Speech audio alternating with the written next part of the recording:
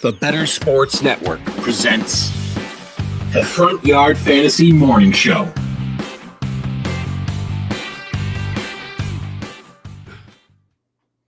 What's up, everybody? Good morning and welcome into the Front Yard Fantasy Morning Show presented by Better Sports Network. I'm your host, Simon, joined as always by my wildly handsome co-hosts, John Luke Garofalo and Andrew Cooper. What's up, guys? Always here on time, never late. That's what they say. That was impressive how you sat in your chair for that entire time and then got up at 7 o'clock. Yeah, I went out to shut the light off in my hallway, and as soon as I stepped out there was one of those silverfish centipedes on my wall just staring at me. And I was like, there's no way I'm letting that go until 10 o'clock. That thing's going to kill me. Life, bro. It's going to be gone. It'll be lost in my house. Dude, I've heard something about those that, like in Japan, they actually like those. They like having them in their house because they eat other bugs. Dude. Well, I had news for the Japanese. They're awful. They're terrifying. Yeah, they're terrifying. The they're bugs, the scariest just to bugs. clarify. No, I hear that about spiders too. And like, don't get me wrong, I'm generally not scared of spiders, but like, if I see one, I don't want to just let them keep chilling in my living room. Know what I mean? Like, I get it. Spiders are friends. Spiders help you clear out mosquitoes. But like, man, I just don't want to deal with it. You think I'm going to sleep if I see a spider on my ceiling? No. I'm going to lay there all night thinking about how it's going to crawl in my ear and lay eggs. Like that's what I'm thinking. To me, it depends on the spider. Like I do like a quick spider assessment. Like I have a mental checklist, and the checklist is, does it look like it jumps? And that's the whole check. and if it does, then it's got to go. Otherwise, it's okay. I was going to say, you have way too much trust in your ability to identify a spider. If you're doing a spider assessment. Checklist isn't long. Checklist is not long, dude. But you know the ones I'm talking about. They kind of dart around a little bit. You better jump. Gotta get rid of you. Is there anything more terrifying than whenever you go to catch a spider or something to get out of your house and it does leap? Like not just running, but it full on leaps off the wall. Like that will get a full on 100% terrified, genuine yelp out of me every single time. Guys, we got some people in the chat up early with us, ready for the show. Andrew Elmquist, the winner of the first ever jersey given away on Better Sports Network, is in the chat. Good morning, Andrew. Whoa. And we got Craig in there, said, whoa, excited intro. It was an excited intro. Getting the game. Good morning. Glad to have you here. And G-Man J with the early hashtag Grimace Gang. What's up, Jay? Glad. Oh, there it is. There it is. We can't get away from it.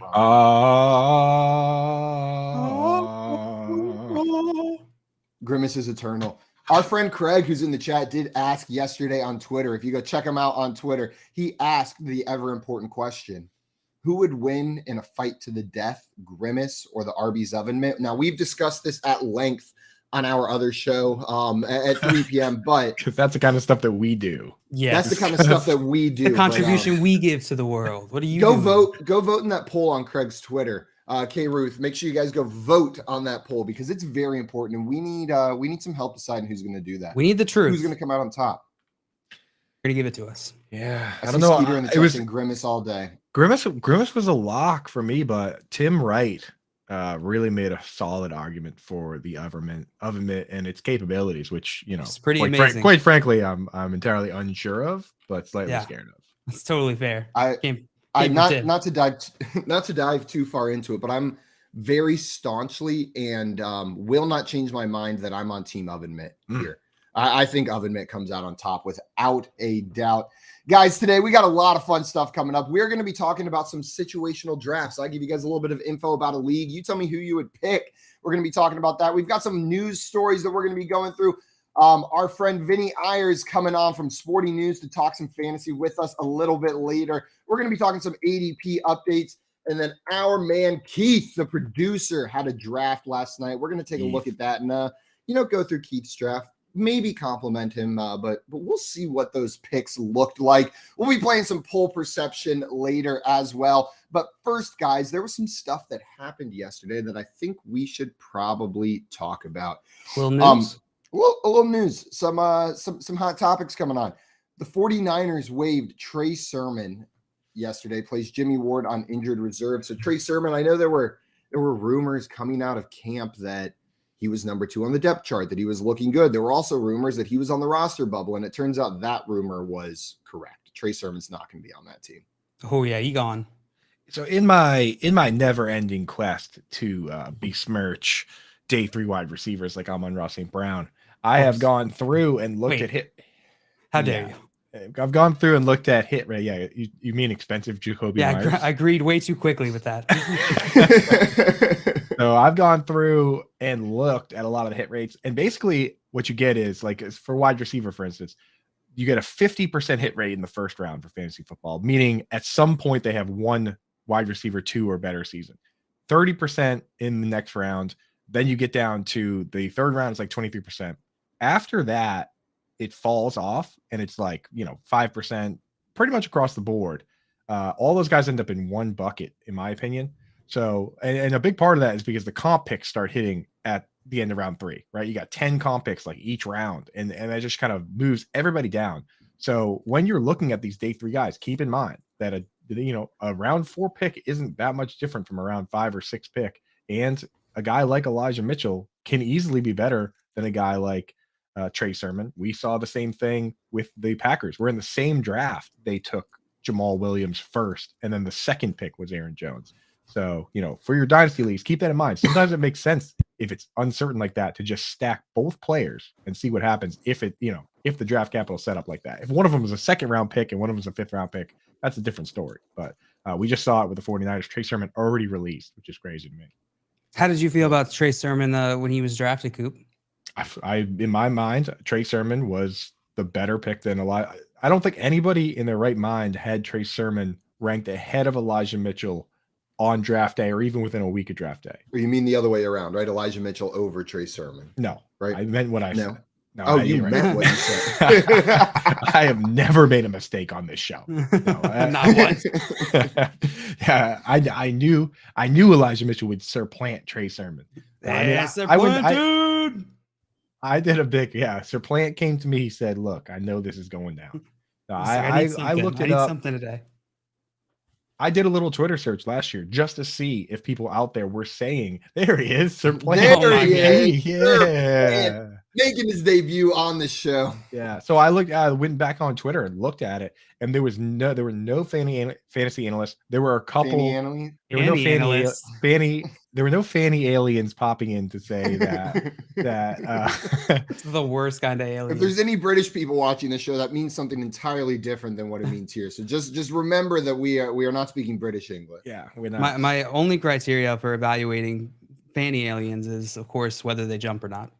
Whether they jump, yeah. So there's a pretty long checklist for them as well. And and there weren't a lot of fanny aliens jumping on Elijah Mitchell early on. There were a couple beat writers that mentioned they liked Elijah Mitchell and said things like, "I wouldn't be surprised if he carved out a role," but nobody out there was saying Elijah Mitchell's better than Trey Sermon. You know what I mean? It's just it's just it's a tough take to make for round 6 guy over round 4.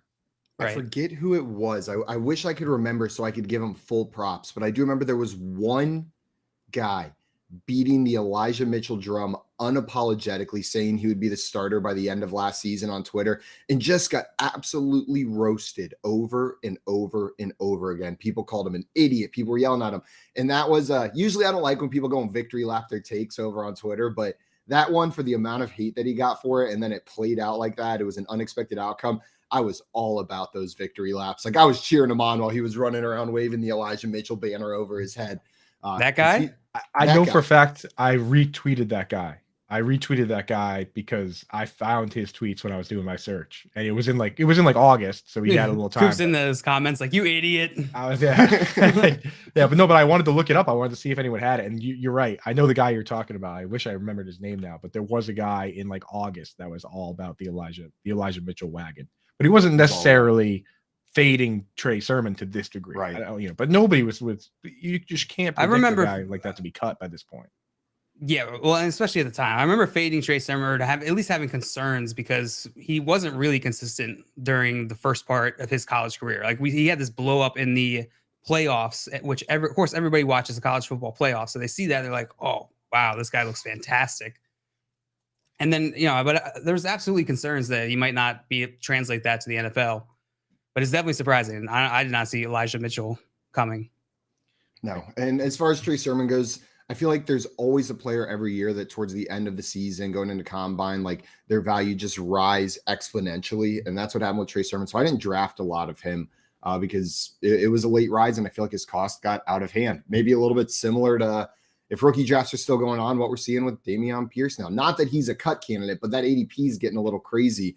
Yesterday in JL and I are in a league together. JL, I don't know if you've opened this rookie draft. It started up yesterday. I did. But our friend Pat has the first overall pick, traded for the first overall pick, and drafted Dameon Pierce in the rookie draft first overall. That's the highest I've seen it go. And it was in a real league that I play in. Just absolutely insane at that cost. That's crazy though. Brees went to the person at 3. It was Drake London second, and then Brees at 3. That's bonkers town, man. Why? I mean, Just why that's trade all the way wild to for that one? one. Why trade all the way to one? What did he trade up from?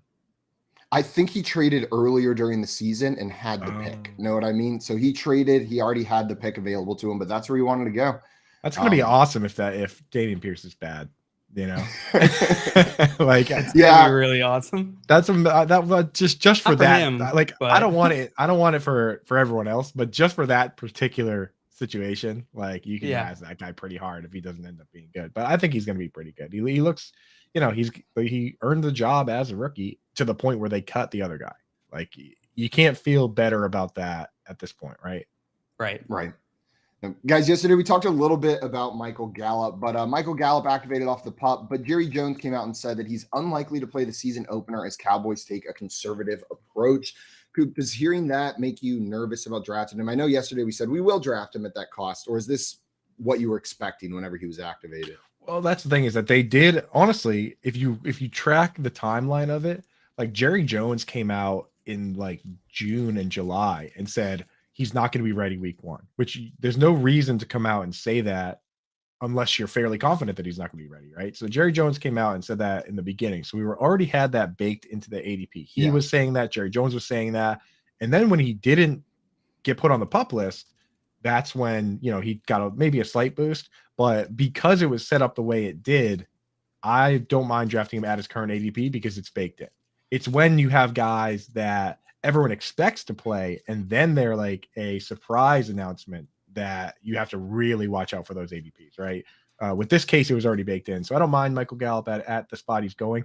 Just know that, you know, it doesn't work like, you know, like sometimes like a broken finger where you can still work out, you can still run. And then the moment your finger's good to go, you can play. Like when you have a knee injury, you can't work out. You're not up to speed. Your stamina is not ready. So he doesn't go from 0 to 100 here. He goes from 0 to, you know, 30 to 50 to 70%. So I would still play it like he is on the pup list. I would play it that way and expect not to use him until weeks 4 or 5 or so, unless you absolutely need to.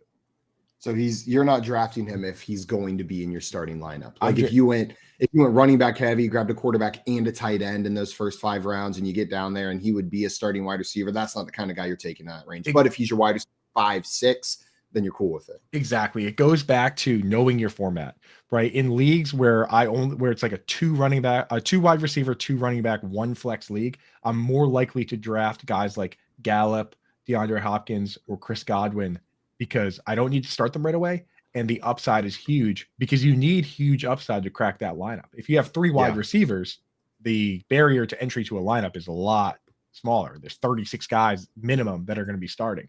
In another league where it's 24 guys, you know, think about that. There's 32 NFL teams, only 24 guys need to be started. You know, there's going to be a lot of guys that are just sitting on benches doing nothing. So you might as well shoot for the moon.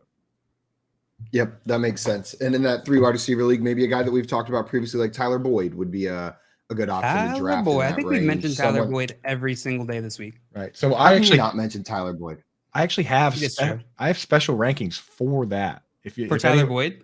Yeah, I have this. You got special Tyler Boyd. I have a special rankings. Tyler Boyd rankings. You should see him. I mean, like, just to give you a sneak preview. Here's how they go. Tyler Boyd. Oh, I thought for sure there was going to be a surprise where Tyler Boyd was number 2 on the list. Like, oddly enough, there's someone that's better at being Tyler Boyd. Someone better being Tyler Boyd than Tyler Boyd. I'm on Ross St. Brown. But guys, we got some more people in the chat ready to hang out with us today. Toronto Dave, what's up? Good morning, my man. He said fun taps on deck. We'll get him out of deck and onto the fun button, guys. Smash that fun button throughout the show today. We've broken it 2 days in a row. Let's see if we can do it again. Maria in here. What's up, Maria? Said fancy seeing you all here. Yeah, weird. It's like we're in the same place every morning. Oh, and it is so fancy.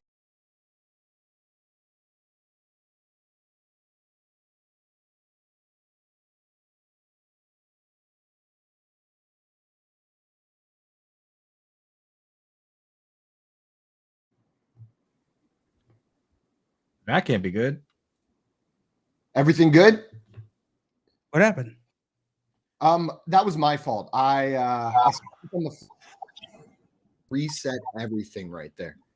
I was talking a little bit too much about Sir Plant. You know what? Just thinking about it got me a little bit too worked up right there, and then I stomped on the floor. But guys, some more people in the chat here with us. Joey said Coop on the 4 jersey streak. Yeah, Coop, what jersey you got on today?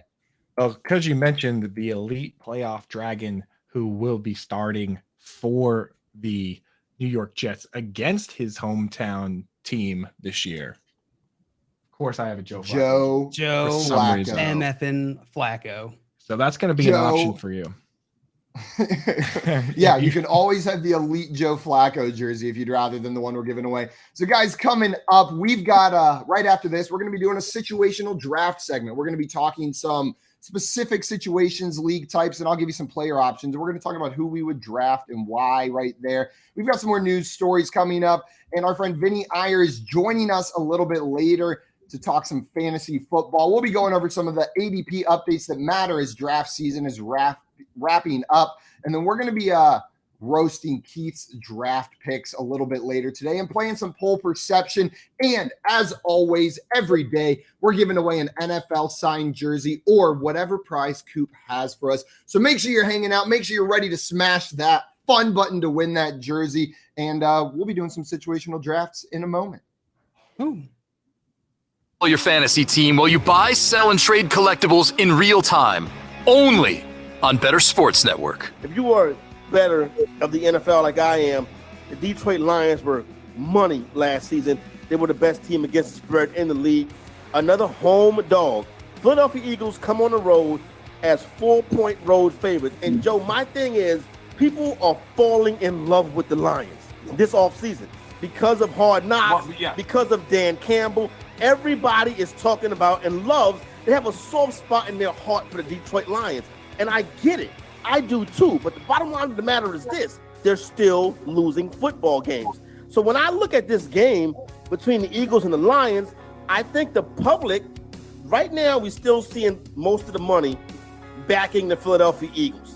I think the public is going to come in and drive this number down, but I love this spot for the Philadelphia Eagles. Do you really think that the money's going to come down on the Lions? Because CP, I think there is a lot of juice, especially after the Gardner-Johnson trade. I feel like there's a lot of juice about the Eagles being kind of the hot team out there, you know? I don't know. Are you sure? What makes you think that? Just curiously. I know the Hard Knocks factor is always a factor. And believe me, I love what Dan Campbell's doing there too. But I don't know, man. It kind of feels like the Eagles are kind of a hot team. I think you look at the people that have bet these games already are the smart money, the wise guys, the sharp money. They're in on the Eagles. I think as we get to next weekend, and I think the public bettor is going to look at the Lions catching 4 points at home. And then you know what the public bettor is going to think? One of these road favorites are going to lose. And I think they're going to point to the Eagles. I understand the Eagles are getting a lot of love, but I think the more advanced bettor and fan is going after the Eagle. I think the public comes in heavy on the Detroit Lions. But like I said, I think it's a beautiful spot. This is a smash spot, in my opinion, for the Philadelphia Eagles.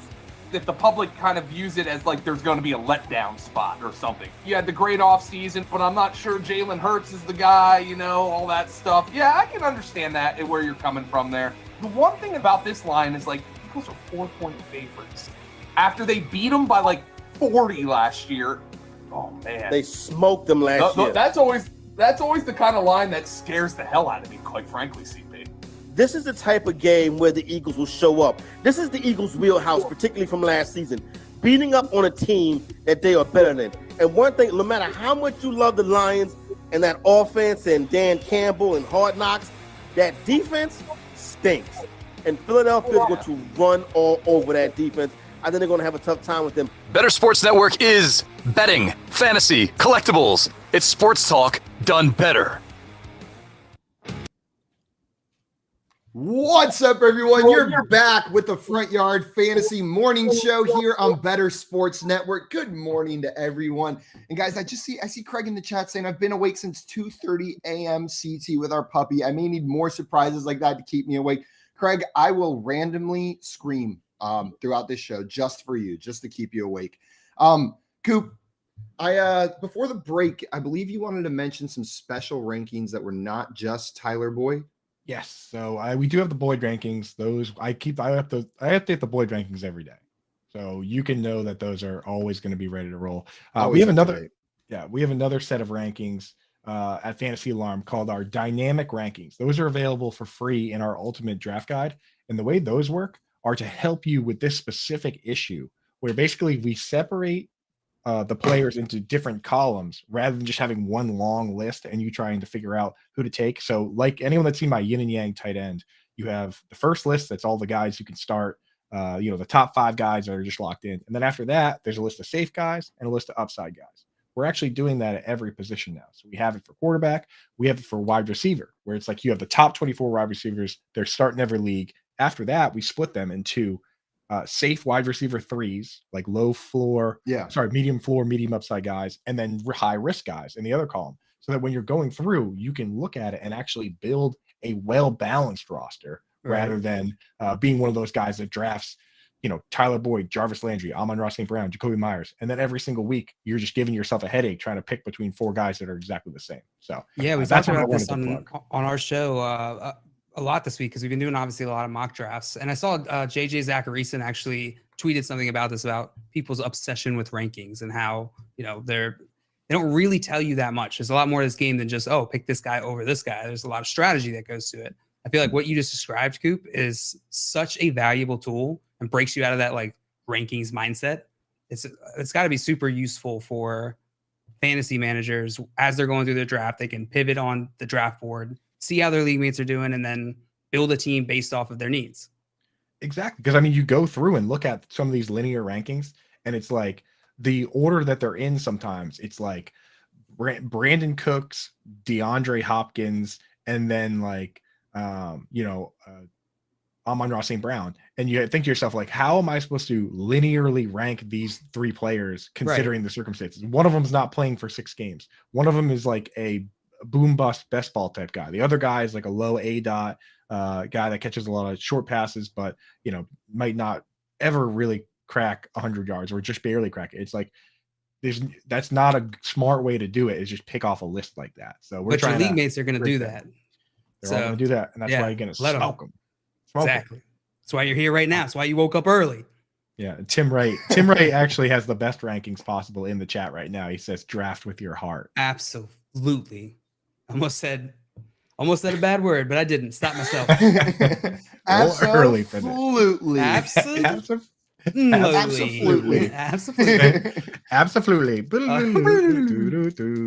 Where's my note? That's definitely going to be coming back. This is now a flute, and it's also a finger trap. Finger trap. I can't believe nobody's taking you up on that yet. How do you still have that thing? So actually, Eric Romoff, the winner of day 2, he hit me up on Twitter and said he wanted the finger trap, and I said, you'll be hearing from my lawyers. Yes, we need a ruling. Because the thing is, I actually anyone can claim the finger trap, but my lawyers will protect it tooth and nail because it's kind of an integral part of the show. So you can claim the finger trap, just I'll see your ass in court. Yeah, that is definitely our IP. I see Matt Deutsch in the chat saying, "Don't get your tongue stuck in that finger trap, Coop." We got the boss. Yeah, we know you're always trying to tongue that finger trap. I hate when that happens. You walk into that. Remember when we got our tongue stuck? Yeah, we got our tongue stuck. Yeah, that was a long week. That was a long week. I know. We smelled. Guys, Coop, speaking of draft strategies, our next segment that we're going into is about situational drafts. I'm going to tell you a little bit about the league settings here, and then I'm going to give you a couple players that I want you to choose between on who you would draft given the league settings that we're looking at. It's going to be cross-positional. Some of these are going to be tough. I was looking at them. They are not easy decisions, but you ready to get into it? Yeah. Also, Let's do Jordan Lupe in the chat said, "Is it only for fingers? Asking for a friend, not me. Definitely not me." Definitely not me asking, but Hopefully we just answered your question. Coop and I did extensive research, and no, it is not just for fingers. No, Tongues definitely go in there, and carrots can fit in there as well. Number if you ever want to put a carrot into your finger trap. Guys, our first situation we're going to be looking at, this is a 12-team PPR league, okay? So you are in a 12-team league, full PPR, pretty standard. I think that's what a lot of people are playing in their home leagues, regular leagues. The 4 players I want you to choose between, though, are A.J. Brown, James Conner, Keenan Allen, and Patrick Mahomes. So, JL, we'll come to you first. I saw you grimace, and so you volunteered yourself. Somebody say grimace? Somebody said grimace. It was me. I said grimace. It's, you know what? It's because I talked about the oven mitt, and grimace has like psychological powers. Like, he heard me say I would take the oven mitt live on the show, and so now he's just like putting grimace. It's like a beluga whale. Brain. I just sending out sonar. That was my beluga whale saying grimace impression. Never do that again. As good as you're gonna get. I feel like if it was grimace, it'd be like, Grimace, boys, you guys know Grimace says "duh." You're right. That according, is his line. According to his Wikipedia. Before every phrase, duh. That's so annoying. That's literally the most annoying thing you could do. Just every time someone speaks to you, you just go "duh." And in what situation is saying "duh" not annoying? There's literally not. Especially the ones where it's even slightly appropriate. That's even more. Yeah. Like, Exactly. don't ever say "duh" to me ever. Yeah. It's incredible he ever got hired by McDonald's. Like, can you imagine interviewing him? Right? Like, they ask you a question and he immediately goes, "duh." But like, he still landed that job, so must have said good answers after that. I think you know what it is. They wanted Uncle O'Grimacy for the Shamrock Shakes, right? I think that they had to. It was a nepotism type play. It's a nepotism. Yeah, he was already high up. The old boys club. Grimace got hired because of nepotism. JL, you're not getting out of this one. This is AJ Brown, James Conner, Keenan Allen, and Patrick Mahomes in a 12-team PPR league. Which one of these players do you think you're likely to draft around this spot? So this one is actually easier for me than I thought initially. This is going to depend. This is a 1 QB league, which I'm assuming it is because there's nothing else specifying that it isn't. You could take Patrick Mahomes out of there. I'm not taking a QB, especially not where Patrick Mahomes is going. I'm not going to get one of those top range QBs. It's just not enough of an edge. You're giving up too much at the positional value, or I'm sorry, you're giving up too much at the other positions to take Patrick Mahomes that early. Keenan Allen is interesting. I would love to have a receiver who is attached to that high-powered LA offense, but we'll put him on the side for now. James Conner, also interesting. I think we talked about him a bit yesterday. I mentioned how I was a little bit down on James Conner this season, or during the offseason. I went through and started doing my projections, and it was hard to face myself in the mirror because I couldn't really argue with the numbers that I was putting down. And then AJ Brown, I feel like I'm a well-documented AJ Brown lover at this point. So between the top 3 guys, AJ Brown, James Conner, Keenan Allen, I'm going to go AJ Brown over Keenan Allen. I'm okay going James Conner if you need to. That's going to depend on what kind of build you want to do. I'm going to go AJ Brown. So I'm in lockstep with you on that. And I have a personal rule that applies to both Patrick Mahomes and all the quarterbacks and all the tight ends. And my personal rule is that I never take a quarterback or tight end when I believe a player on the board could be the number 1 flex player in the league. And what I mean by that is every league has a flex spot, assuming it's not tight end premium. There's going to be a running back or wide receiver that is the best player in there. It's never been a tight end. As much as I love tight ends, it's never been a tight end in a normal format. Tight ends never scored more points than everyone else, right? So easy now. So when you look at it's been running backs a ton, and it's been wide receivers. We've seen Cooper Kupp, we've seen Antonio Brown. So for me, I can't possibly take Patrick Mahomes or even Josh Allen while AJ Brown's on the board, because that is a player that I think within his range of outcomes being the best wide receiver in the league. I mean, the Eagles believe it, and a lot of fantasy drafters drafting Jalen Hurts believes that he can be one of the better quarterbacks. So, I like AJ Brown a lot there. I like Keenan Allen as a very safe play, but he's not really a guy that's going to go out. Like, I would be shocked if he went out and had a 1,400 yard season at 30 years old.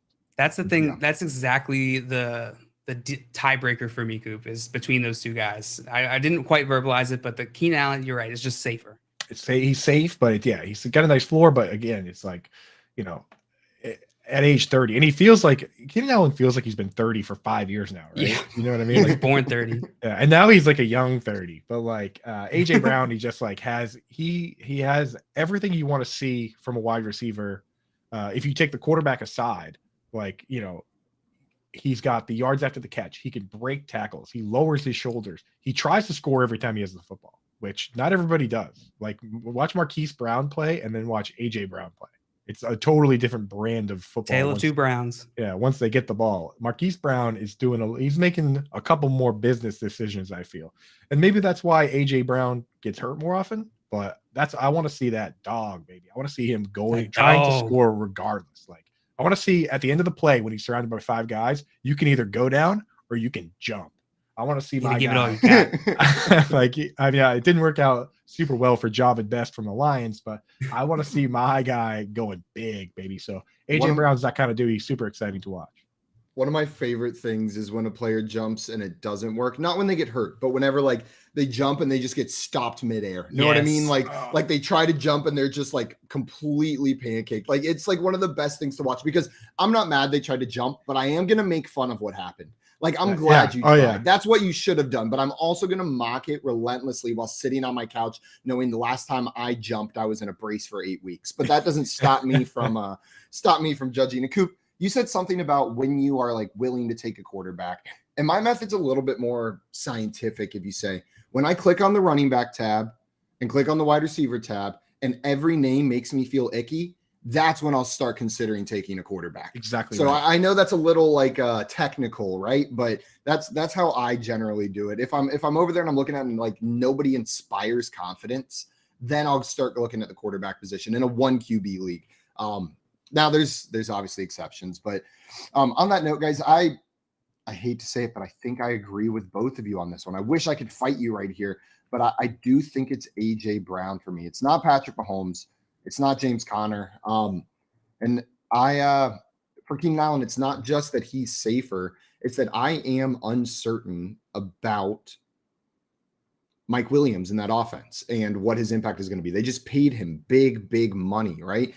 So I'm not convinced. I have Keenan Allen a little bit higher in my rankings than Mike Williams, but that's not with 100% confidence. There's like, I recognize the very real possibility that Mike Williams is the wide receiver 1 on this, is the wide receiver 1 on this team. So I'm going to go AJ Brown. I think it's clear that he's the wide receiver 1 after the move the move that Philadelphia made for him to get him on the team during the draft. So our friend Thomas has a question here in the chat. It said, I see Keenan Allen slip so much in all formats, and I don't understand it. Are you guys at all concerned about his performance this season, which you kind of just touched on, Simon? We talked a little bit about Keenan Allen. What do you guys think about that? I'm not concerned. My concern lies in like, I've got Keenan Allen right now at wide receiver 14 for this upcoming season, which is pretty high, but I've got Mike Williams sitting right there at wide receiver 17. You know what I mean? And the reason I'm doing that is I'm hedging a little bit. I'm not fully confident who's going to be the one in that offense. So very real scenarios. One of them is wide receiver 9 and one of them is wide receiver 23, 24 is what we could be seeing. And I'm not convinced on who that's going to be. So I like to take in that range. There's some clarity on other players. And I think maybe that's all it is just Keenan Allen's not exciting. And there's a little bit less clarity on who's going to be the top dog in that offense. Right. Yeah. For me, where I take Keenan Allen is like, if I start running back, like if I get say at the first pick and I take Christian McCaffrey and then it comes all the way back around and there's another awesome running back there, like maybe Javonte Williams makes it all the way back. That's where I take Keenan Allen, where I say to myself, okay, I got 2 amazing running backs. Now I need to get a wide receiver that I know is going to be in my lineup every single week. That's where I like a Keenan Allen, because you can trust it.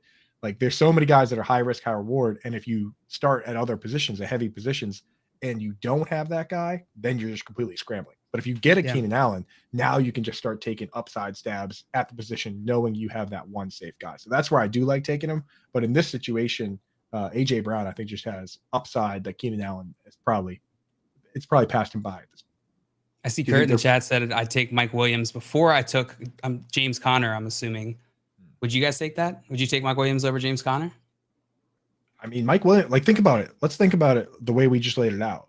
Justin Herbert has the best odds with sportsbooks to lead the league in yardage. I think it's plus 650. Nobody else is even in that range. It's like his over-under is like 4,600 yards. If we don't think Keenan Allen's going to be going too far over 1,000, we think Austin Eckler's probably like at best 800, 900 yards. That means that Mike Williams is going to have to step up there. And before Mike Williams hurt his shoulder last year, he was on pace for like 1,500 yards. He was dropping 100-yard games like every week. So it's certainly in his range of outcomes. It's just, we know the story with Mike Williams. When it's bad, it's real bad. And at some point during the season, he's going to try and catch a routine post route like he jumped off a trampoline and land on his like face like he does every single year and probably get banged up. I mean, that's just the way that guy plays. So you have to keep that in the back of your mind that this guy is he's definitely a bit of a boom bust player. God, every time like we talk about Mike Williams, just the play in the national championship game on that game-winning drive where it's the best example of climbing the ladder I've ever seen from a wide receiver. Like, he had no business catching that ball. And you're right, Coop. He will just lay out. He will sacrifice every inch of his body just to catch the ball, even if it's a 10-yard pass, like at the 20-yard line on the other side of the field. I love watching Mike Williams play. And to that point, I said just a moment ago, I've got Keenan Allen ranked ahead of Mike Williams. There have been multiple times this offseason where I've drafted Mike Williams ahead of Keenan Allen. And it's that upside. It's what we saw at the beginning of last season. Yeah, maybe probabilistically, I think Keenan Allen finishes higher at the end of this year.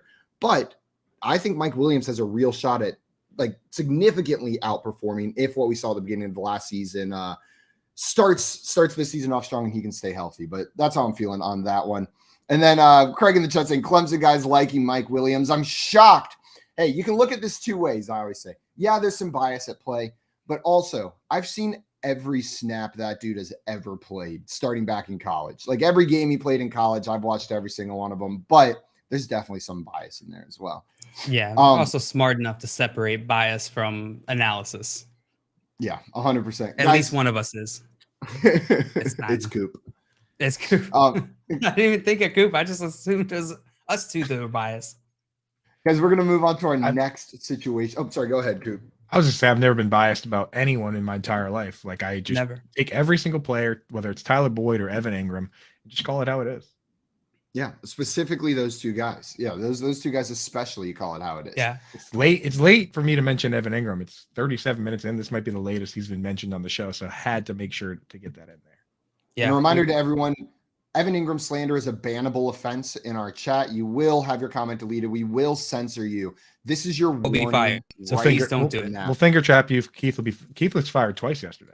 We'll finger trap you to Keith, actually, if you do that. So that's our timeout that we were talking about. You have to stay finger trapped to Keith for at least a day, 24 hours. A whole day. Evan Ingram slander is serious, JL. It's serious business. You're right. Guys, here's your next situation. 10-team half PPR. So this is a slightly smaller league size. That does change things usually, I feel like. And here are the players I want you to pick between. TJ Hawkinson, tight end out of Detroit. We got Devin Singletary, the running back out of Buffalo. Cordero Patterson, running back / wide receiver, depending on the platform you're playing on. Why was that such a depending on the platform you're playing on? Depending on the platform.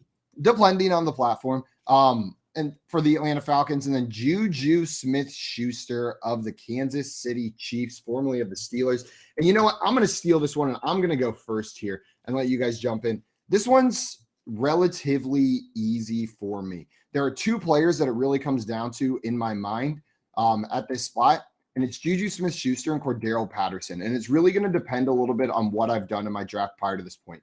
If I have any wide receiver or flex spots open on my starting lineup, I'm going Juju Smith-Schuster. Like, if the way I've drafted, there's an empty wide receiver spot. And so that's going to be most of the time where Juju's going. It does depend on your league. If there's 2 wide receivers, 1 flex, maybe not. Maybe you drafted 3 wide receivers in the first 3 rounds. then I might go Cordero. But in most scenarios, this is going to be Juju for me. He's one of the guys that has the opportunity to take just a massive jump this season going over into that Chiefs offense. I love the upside. I think he's going to be the one over there, besides Travis Kelce. But the top wide receiver for the Kansas City Chiefs is a guy worth drafting in that range. I'm taking him over all these other guys. What do you guys think? You want me to re-say the names? Or I'll say him. It's T.J. Hawkinson, Devin Singletary, Cordero Patterson, and Juju Smith-Schuster, and that's in a 10-team half PPR league. In my mind, Juju Smith-Schuster is the best player, and of course, this happens to be the worst format for him, right? Like he is much better in full PPR. He's a low ADOT player. So, Juju, I'd be interested in if it's 3 wide receiver league, like we talked about before. But in this case, I'm considering TJ Hawkinson, and in the chat, Kurt B90 makes a good point. He says, Juju, if you have a top 4 tight end already in 10-team leagues or smaller leagues, especially like 8-team leagues, you got to get that tight end. Like if you're in a 10-team, 2 wide receiver, 2 running back, 1 tight end league, then your tight end and your quarterback are a huge part of your lineup.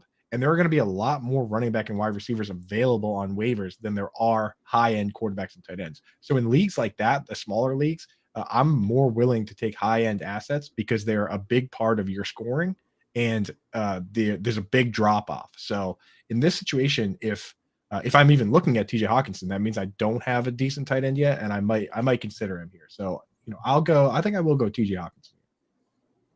Man, and Coop, to that point, my best year ever playing DFS was the year whenever it was Rob Gronkowski, Zach Ertz, and I forget who the third guy was. There were 3 very clear top tight ends in the league at this point.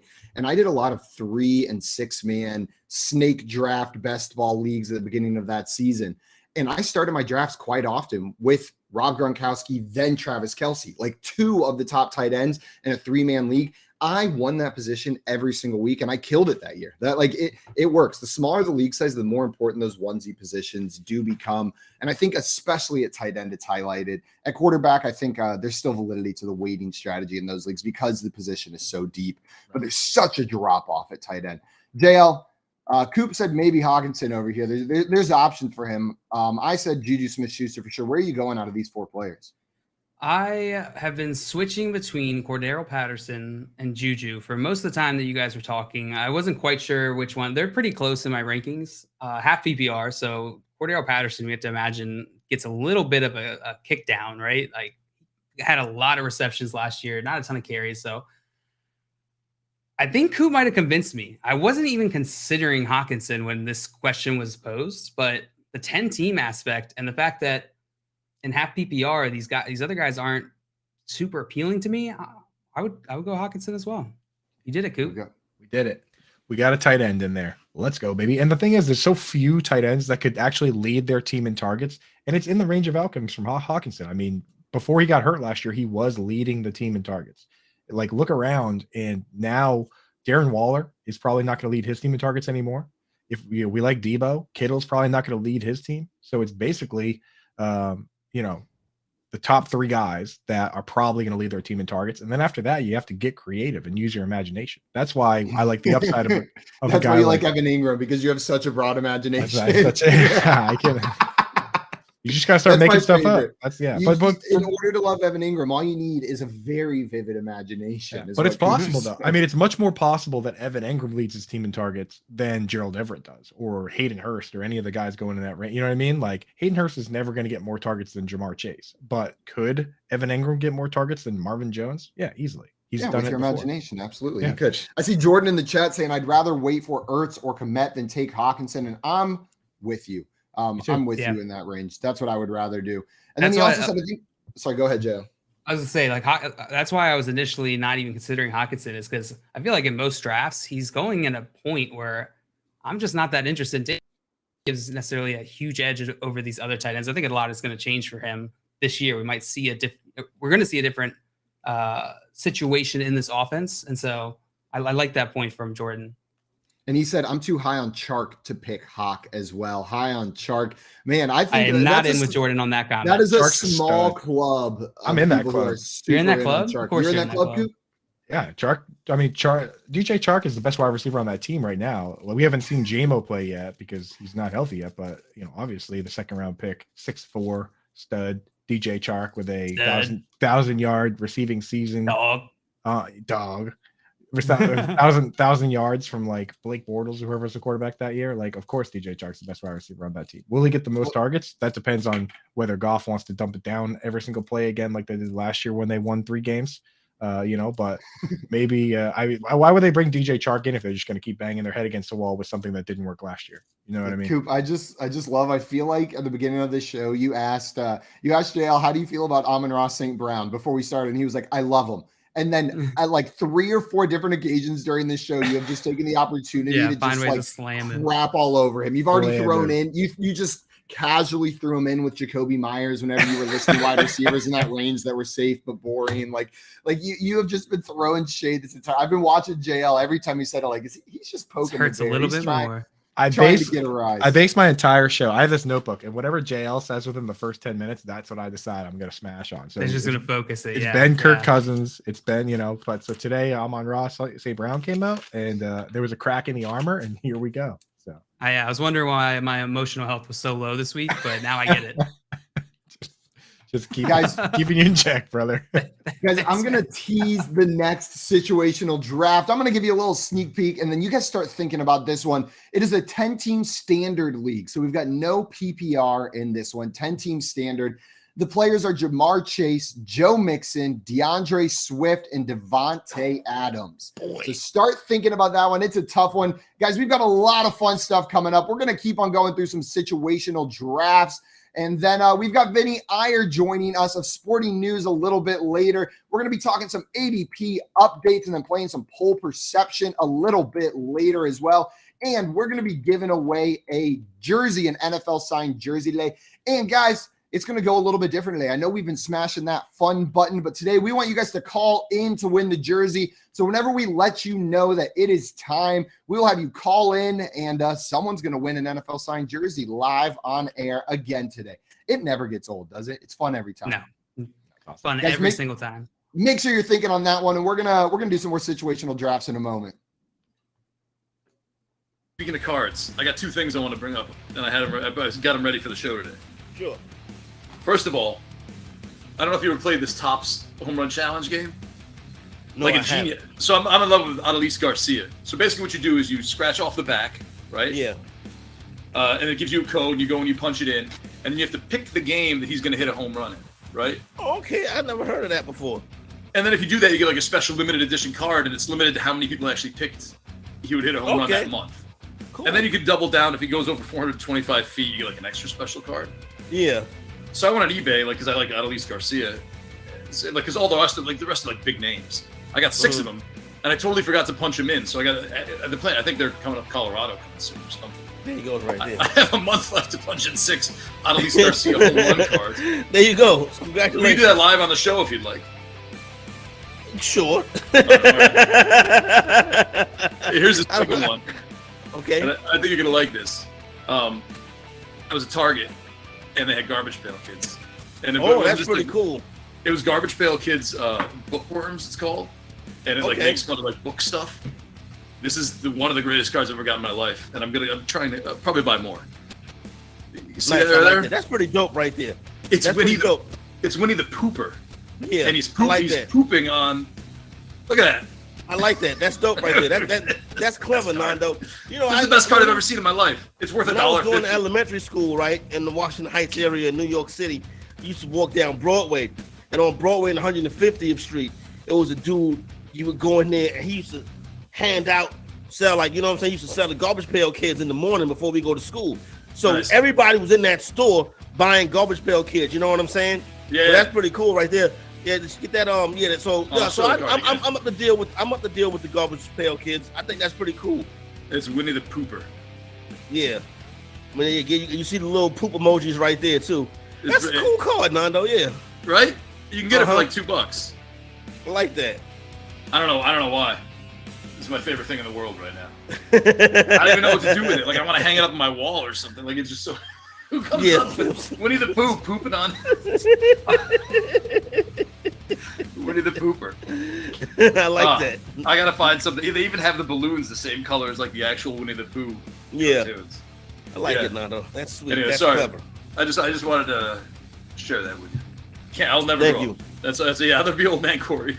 Wait a minute. Hey, turn your bass down. I'm going through my Winnie the Pooper Turn collection. that NBA young boy down. I'm trying to do a show over here. What's going on? No respect.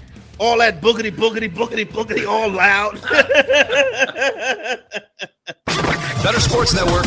It's sports talk. Sports talk done better. And we are back with the Front Yard Fantasy Morning Show here on Better Sports Network. And man, that just had me dying. The Winnie the Pooper talk right there. Usually during the breaks, I'm writing stuff, but I just got sucked into that commercial. So good. I got so jealous. I started digging through my desk. Like, there's got to be a Garbage Pail Kid card in here somewhere, but I couldn't find it. I found all these stupid Pokemon cards and Yu-Gi-Oh cards. I don't got any Winnie the Poopers in here. No Winnie the Poopers. No Winnie the Poopers. Let's just go like steal it from Nando. Let's plan a heist. FYF morning show heist. Heist, dude. The card heist. I want one of those Avasel Garcia scratch offs if they win. I'll probably wait and see if he gets a home run against the Rockies first. and then steal the card that Nando wins. And then instead. Yes. Yeah. Okay, so we'll wait until that game, and then we'll plan a heist. We'll head over to Nando's. I'm just gonna let you guys know ahead of time. I call dibs on Winnie the Pooper. That's fair. Like I call dibs on that Nando in my collection. Okay, you can have Nando. I'll take the card that's actually worth something. You can have. I think that poop. He's in that poop card's worth $1.50. Yeah, you definitely have. We'll go through this whole heist, and then you have that. And then Joey in the chat said, "Did someone say heist?" Grabs black turtleneck. Oh, he's so ready. That's what we need. Joey is our getaway driver for sure. Not a doubt in my mind. He's in a that perfect. We're setting this whole thing up so that Joey goes to rob Nando, and then we all go rob. And we don't Joey's show up. House. No, we rob Joey's house while he's gone. We send him in a Toyota Sienna, 2001 gold Toyota Sienna with 3 missing hubcaps right outside Nando's house. He's sitting in his black turtleneck tucked into his jeans. And we're all wearing Joey's clothes, robbing his house. The first thing we do is go into his closet, dress into his clothes, and then rob his house.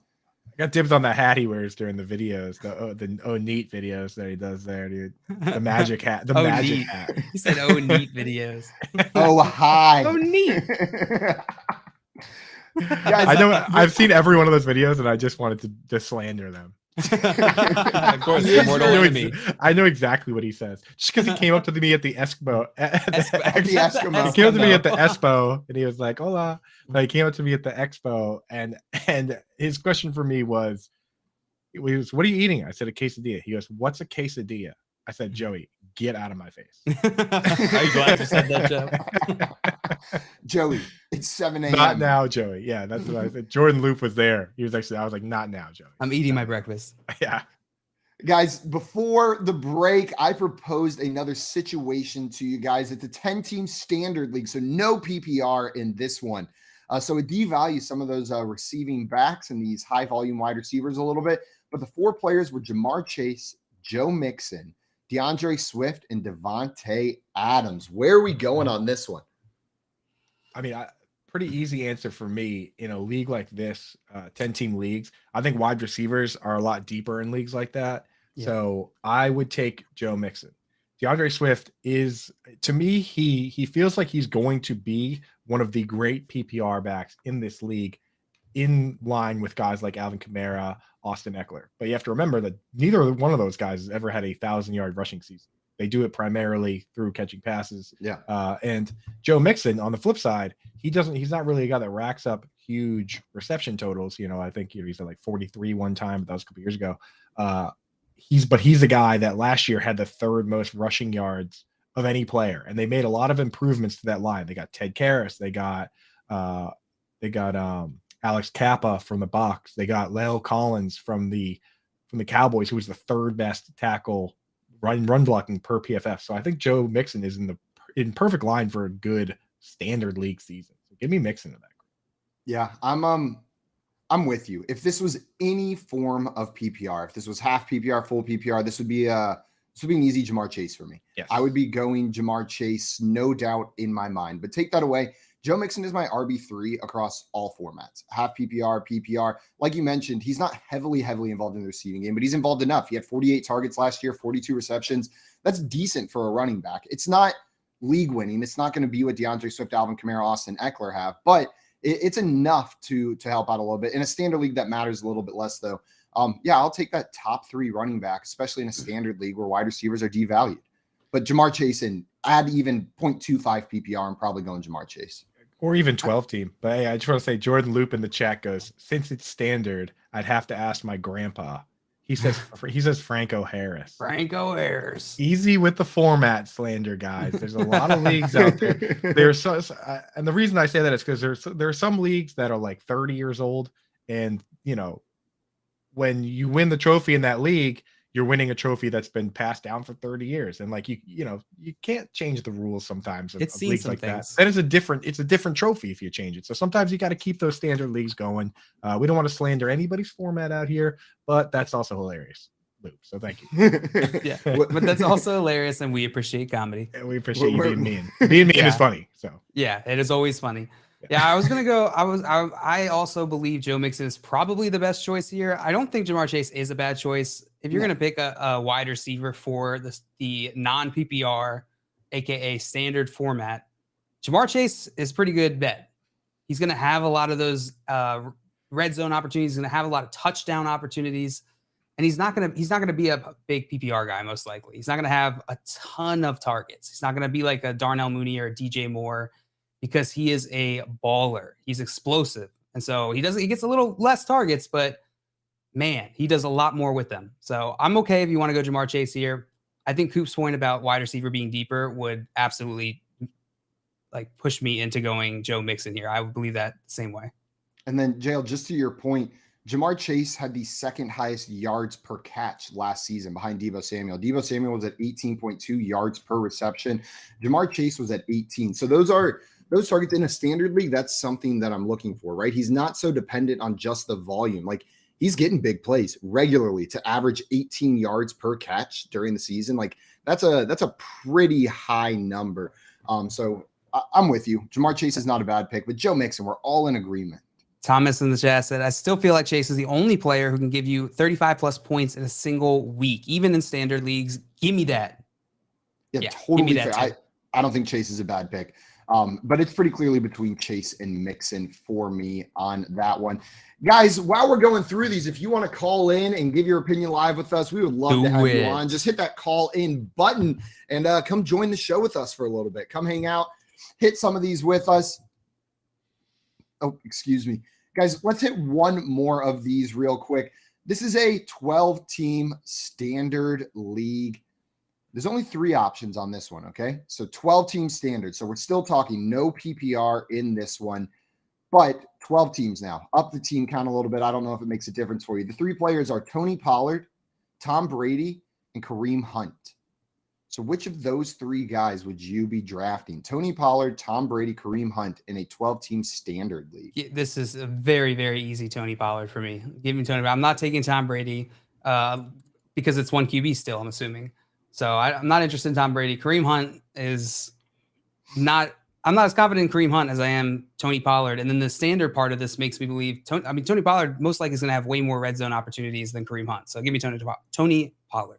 I will say for him to have more red zone opportunities, he would need something to change because last year Zeke got 17 carries inside the 10-yard line. Pollard only got 3. The thing that because I am a big Zeke guy, but the thing with Pollard is that they do say, even Jerry Jones said that he's going to be playing more slot this year. And this time I actually believe him. I mean, for years and years, people have said the running back's going to play slot and it never happens. Like Kareem Hunt's the exact guy. I looked it up. He played 15 snaps at slot last year. So it didn't happen. Yeah. So that's where I'm at. And I agree with you on Tom Brady that, he did lead the league in attempts, yards, and touchdowns last year. Can't really take that away. His touchdown rate was wild. Like crazy. Halfway through the season, it was like some crazy amount. Yeah. But the thing is, like for me, it's hard to really put him head and shoulders above any of the similar quarterbacks in that group. And by similar, I mean White, Aaron Rodgers, Derek Carr, Kirk Cousins, Matt Stafford. Like these guys. Don't you dare put Kirk Cousins in that group. He's in Don't that you group. dare, Yeah. If I put Kirk in there, I got to put Baker in there, right? put that Based evil you. on them. Like those guys, the upside for them is not. It's all the same to me. It's all the same. Like at this point, none of those guys are really going to be racking up the rushing yards. You know what I mean? Like who's the most mobile of those dudes? Maybe Derek Carr, and he doesn't really run at all. Oh God, yeah. Tom Brady clearly doesn't. Matt Stafford at this point, like he can't risk it. He's a walking injury. So that whole group is the same way in terms of what their actual upside is. I'd rather just wait and try and take a stab on like a Justin Fields or even a Tua and go for a little more upside than settle there. So I'm with you. I'll take Tony Pollard, and I'll believe once again that a running back will play the slot, and we'll see if it actually happens. Kurt in the chat said Pollard all day Pollard. Oh Man, my guy. I just maybe it's me being too low on both of these running backs, but this is that point of that draft I was talking about where I click over on the running back tab, I click over on the wide receiver tab, and nothing's like inspiring a ton of confidence. I'm high on Zeke this year. I'm not necessarily buying into this like super changed role for Tony Pollard. That being said, he can be a decent flex, but Tom Brady has top 3 QB in the league upside. I'm probably going Tom Brady here. This is the point in the draft where I'm comfortable maybe taking a quarterback, but I think it's Tom Brady for me at this point. Guys, it is that time right now. We might hit some more of these as we're going on, but I'm happy to announce that at this very moment, it is time to give away another jersey here on Better Sports Network. Guys, all you have to do to win this jersey is call in, hit that call in button. Our producer will have someone up here as the winner of this jersey, and we're going to find out who it is live on air with you. So start hitting that call in button, and we are going to have hit that button. Or the alternative. The alternative is you could win this chapstick. It's the closest you're probably going to get to being finger trapped, tongue trapped with me. With Coop. So yeah. How much of that bad boy is left? Actually, honestly, not a whole lot. And I only decided it to give it away just now when my lips are actually chapped. So I honestly, That's I really gift. don't. I hope the jersey's good today because I really don't want to part with this. Yeah, don't blame you. Guys, I have a weird, I got so sick of wasting chapsticks that I started keeping a running tally of how many chapsticks in a row I finish before I lose one. Like completely finish a tube of chapstick, turn it into a game. And I think my career count for that is 0. My record is 7, and I lost it. I lost it last year. And so now I started over, and I'm at 2 right now. But we're gonna try to beat 7. It takes years to get to 7. It was almost as devastating as the day I lost my Duolingo streak. Like you're a literal crazy person. I just hated wasting chapstick. Like chapstick is so great. I hated buying more tubes of chapstick.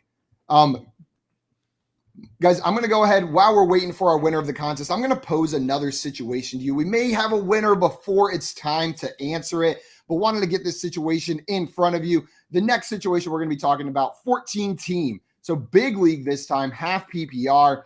David Montgomery, Travis Etienne, Cam Akers, and Breece Hall. So we're talking all running backs right here, half PPR. Half PPR in this league. So start thinking on that one. If you have an answer, go ahead and jump in with that. And whenever we have a winner, we will jump straight into rewarding this jersey out. Coop, which of these running backs do you think you're taking? 14 team half PPR. That is so that format, you got to be sure. So honestly, in that format for me, I'm not super excited. I'm a little bit scared about Travis Etienne and Breece Hall because we don't know what their role is going to be. I mean, that's the question you got to ask yourself. Do you want to go for upside or do you want to go for safety here? And in 14 team leagues, you can't necessarily afford to miss. For me, the guy that I'm fine myself, like if I was actually drafting right now, I would take Cam Akers. I think that offense is once again going to be good. They no longer have Sony Michel in the mix. Darrell Henderson is fine, but I don't think it's going to be split down the middle over there. That team likes to run a really highly consolidated snap share, highly consolidated offense. So I think Cam Akers has an opportunity to be the best running back on a team that's going to be winning a lot. And running is the luxury of the winning team a lot of times. And a lot of times you end up scoring 1-yard touchdowns just because you're the starting running back. Look at LeGarrette Blount scoring 18 touchdowns on the Patriots. did he do that because he was amazing, or did he do that because Tom Brady and that offense was amazing? Something to think about. So, yeah, it is. I hate that you picked Cam Akers. That was the worst pick you've ever made. Amazing pick by me, and probably the smartest one. And anything that you say that isn't Cam Akers is now officially dumb. Damn it. Damn it. Jail, I feel like there's a name you want to say and a name that you feel like you need to say here. If I'm reading you properly. Say what you need to say. Simon. I hate you so much. Say what you need to say. Don't you psychoanalyze me.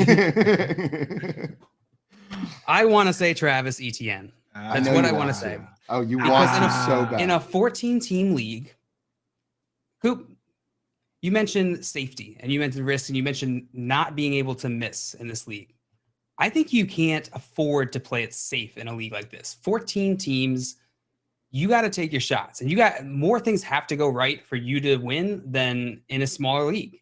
You're going to have a little more flexibility in a smaller league.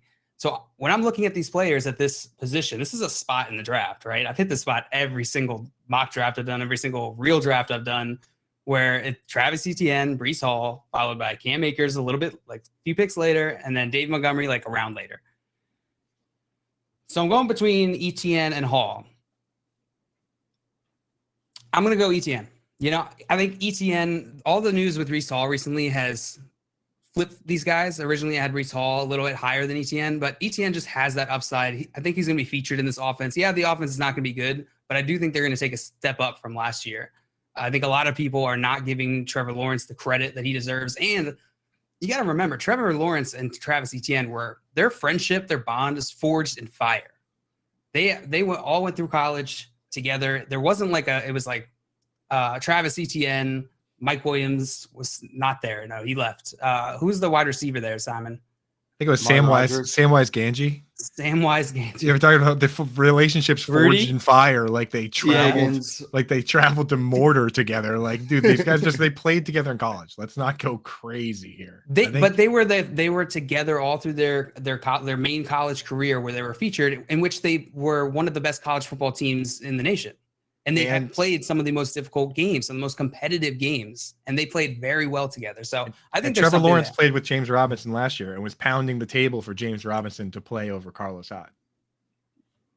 That is true. That's also a true fact. Guys, everybody watching, please keep hitting that call button. If you want to win a jersey, we're giving away an NFL jersey. We are still getting a winner ready. So if you want to win, hit that call button right now. An NFL signed jersey or used chapstick from Coop A. Fiasco himself. Make sure you guys call in, and we will be giving out a jersey whenever we have a winner determined. I'm going to answer this one, though. JL, you took the answer that again, the fun answer for me is Travis Etienne. That being said, I don't think it's a bad choice. Like, I think it's the most fun pick here. And also he's got that upside. Like he does have the upside in this offense, or with the role that he could have in this offense, to be a top 12 kind of guy. But I'll go with the guy. I'll go with the new hotness with Breece Hall in the New York Jets. I think he's better than Michael Carter in every aspect of the game. I'm excited about him, what we saw from him in college. And I think that upside is similar. I know it's still the Jets. I know it's the Jets offense, but we're comparing him against the guy that's in the Jacksonville offense. So I think it's comparable. I'll take Breece Hall here. I'll take Breece Hall. I like that pick. It is I like that close. It is super close on that one. Those, and Craig in the chat saying they played at Clemson, not the pits of hell. Listen, you play Alabama in the playoffs. And Clemson Stadium is called Death Valley. You know what I mean? So it's called Death Valley. Close. Yeah. It's the real Death Valley to all you LSU fans out there. Yeah. Those two guys you guys picked they have fun and exciting upside. That I agree. If you really want to go for highest upside, Etienne and Hall probably have higher upside, because like you said, we haven't seen it. These guys could come out and be like 100 target guys, right? So like, I do get that upside is there. I just think Cam Akers, from what we've seen, if he's back to where he was before, is a safe play. So it really, again, there's not necessarily a wrong answer depending on what you've drafted so far and what you're looking at. So I do like risk assessment. Yeah, if Cam, and I love that point that you added, like, if he is back, Cam Akers is going to be great. Good. I think the difference is I'm not as confident that he's going to. It's a great point. And guys, keep on hitting that button if you want to win a jersey. Call in. We might have a winner right now. Let me check in on that. Ooh-wee. But guys, while we're waiting on that, if this is our winner, while we're waiting for confirmation, it looks like we have a winner, and it is someone who has come on, called in here before, but has not yet won a jersey. We've got Coop's mortal enemy, Joey Wright. Congratulations, you have won the jersey for today. What? Oh, You're the winner. Yeah. Woo! I was trying to get some Chinese food. What? It's 8 What's in the your morning. order? Just tell us. We'll order. I didn't think I was eligible for this. I just wanted some Mushu pork. What's going on? We can trade you. You can pick the jersey or the Mushu pork after it's revealed the player, Wait, Joey. Was there chapstick on the board? There's So chapstick on the board. current board is Grimace Cup, Chinese finger trap. Use chapstick, Mushu pork, Joe Flacco jersey, or the mystery box. What do you want to go with? Or I guess we could open the box first and let you decide. We can open the box, and then Joey. Also, if I say the wrong player, you can choose between that guy as well. So if I just say the wrong guy again, that's an option. Hopefully it's a Fred Montana jersey, Simon. Okay, I'll just scream Fred Montana as soon as the box is open. Guys, let's find out. Let's find out what prize Joey won. Man, I'm so excited for you. Hannah Montana. Joey, here we go. Box break number 19. Break the box.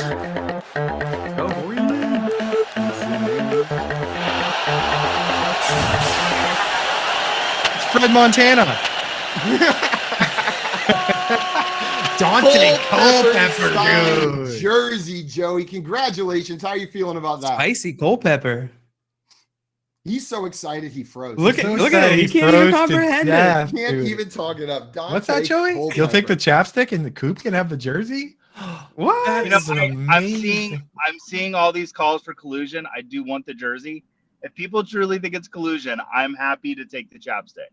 Oh, because that's even more collusion. You do work for FYF. I mean, but the producer probably doesn't even know that, does he? I don't think Keith knows that. So we'll check with the judge. We'll check with the rules. We'll check with Judge Keith. I'm happy to take either. I'm just happy that the show's going on. You guys are doing great.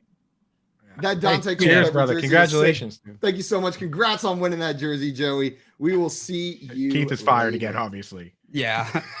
He just put in the chat, I'm fired again. I'm fired again, aren't I? I'm fired again. You already know. Yes. You already know. And we please, got after the show. Don't ask stupid questions, Keith. I see Kurt in the chat saying pork over chapstick, dude. Like, come on. You got to take the Mushu pork over the chapstick. What about pork chapstick? Oh, I read that the other way. Pork. I have Mushu pork chapstick. I have French fry chapstick somewhere. French fry flavored chapstick. I got it as a gift. I'm pretty sure it came from this gag toy store, vintage toy store, gag gift store in Cleveland, Ohio. But it is disgusting. Yeah, Better Boss in here saying Mushu chapstick. Let's make it a thing. I mean, just think about that. Like first date, you're feeling a little nervous, dude. What's gonna seal the deal better than leaning in for that first kiss and just even though you guys didn't go out to dinner or anything beforehand, just smelling like Mushu pork on your mouth. Like it just lean in for that kiss before dinner. That'll work. Guys, that'll work. Pre-dinner Mushu pork kiss, bro.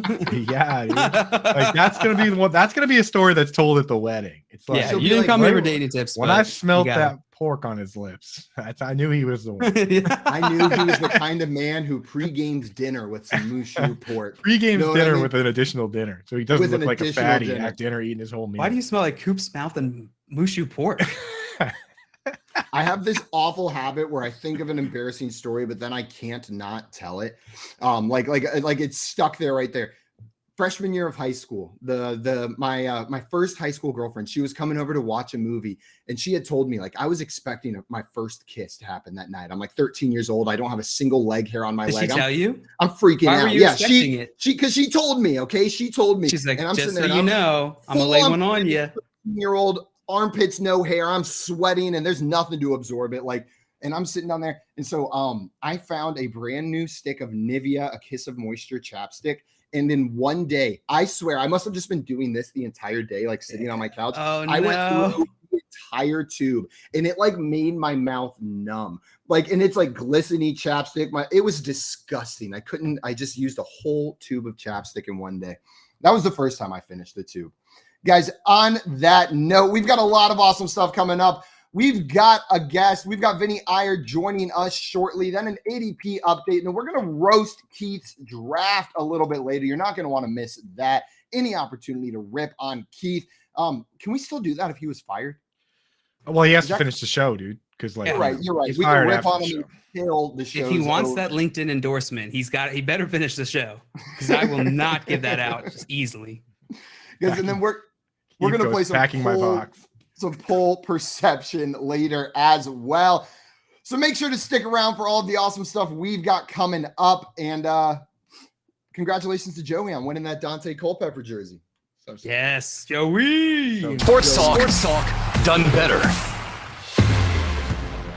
Coop, we did have a question for you. Get into Game wants to ask if you could create an all tight end team. Like, who would be your top tight ends? Like your favorite guys that you would put on your all tight end team? Or does he want me to do an all tight end team where I fill out all the positions? Because I could do that. That could too. work as well. Yeah, you want to do that? So wide receiver 1, split end would be Kyle Pitts. Checks out. I knew you were going to say Kyle Pitts. Yeah. Now on the other side, I would have Jimmy Graham. Okay. At the actual tight end slot, inline tight end, I'd have Rob Gronkowski. Okay. In the slot, I would have Tony Gonzalez, who under Chan Gailey for the Chiefs back in mid 2010s, he led the league in routes run from the slot. Now at quarterback, I would have Logan Thomas, a converted quarterback that now plays tight end. Right at running back, give me Jonnu Smith, a guy that has multiple rushing touchdowns. He could bring it up and down the field. At left tackle, give me Michael Pruitt, one of the premier blocking tight ends in the league. At right tackle, give me Nick Boyle. Are you done this all off the top of your head? Of course. At guard, we got to fill out the line with the best blocking tight ends that I can think of. So actually at center, give me a guy that's been a captain on a team, because you need a strong, smart player at center. Give me leadership. Mercedes Lewis, a guy that's been in the league for a long time, one of the premier blockers. At guard, you're gonna want a little speed, a little heft. So I'll take a current guy, Albert Akwe-Bunam. I'll put him 6'6", 260. Put him at left guard. Have him do some swing routes. Have him run around. At right guard, I'll take. Give me Jason Witten. Just give me a big monster to throw in. Get him out of the booth. Throw down the run blocking. And can we put this in like a graphic? As my fullback, move tight end, I'm going to go with a guy that's played a bunch of fullback. He's played a bunch of move tight end. Very underrated. Give me Chris Cooley, former Redskins tight end, move tight end, Chris Cooley. So that would be my all-time tight end offense. If you need now radio personality. I am in the DMV.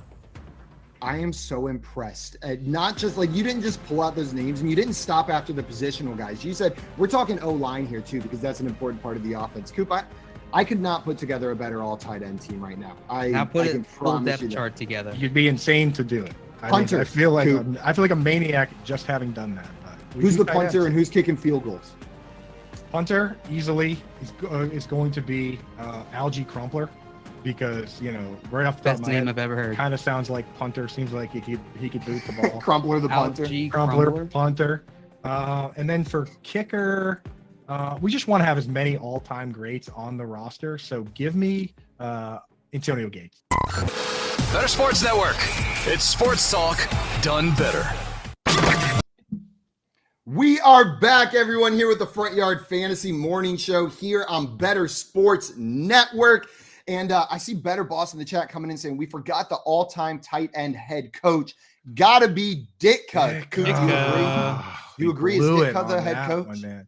I actually he's easily the greatest tight end head coach, and he's the only other tight end besides Kyle Pitts to have a rookie 1,000-yard season. So Kyle Pitts in the elite company with his rookie season last year. That is elite company to be put into. Also, I saw a very important question from Get in the Game. He said, shaped like a French fry or tastes like a French fry for the French fry chapstick. It tastes like a French fry. It is just a McDonald's colored tube of chapstick, and it tastes like French fries. So I know that's what you were hoping for. Coop, your face says that sounds delicious. Yeah. I would love it.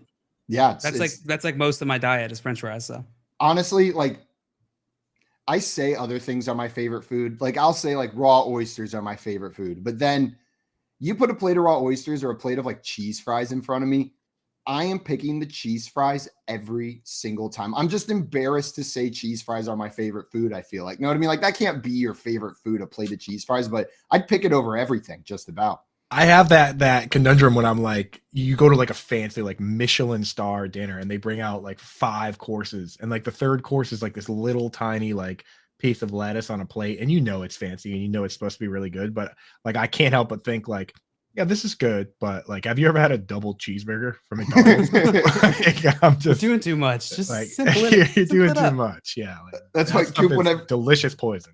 Whenever I go to a fancy restaurant, it has to be one where they are picking my food for me. Know what I mean? Otherwise, like I'll enjoy it and I'll love it. But if you let me pick off the menu, I'm gonna find like the chicken tenders and French fries, and that's what I'm ordering.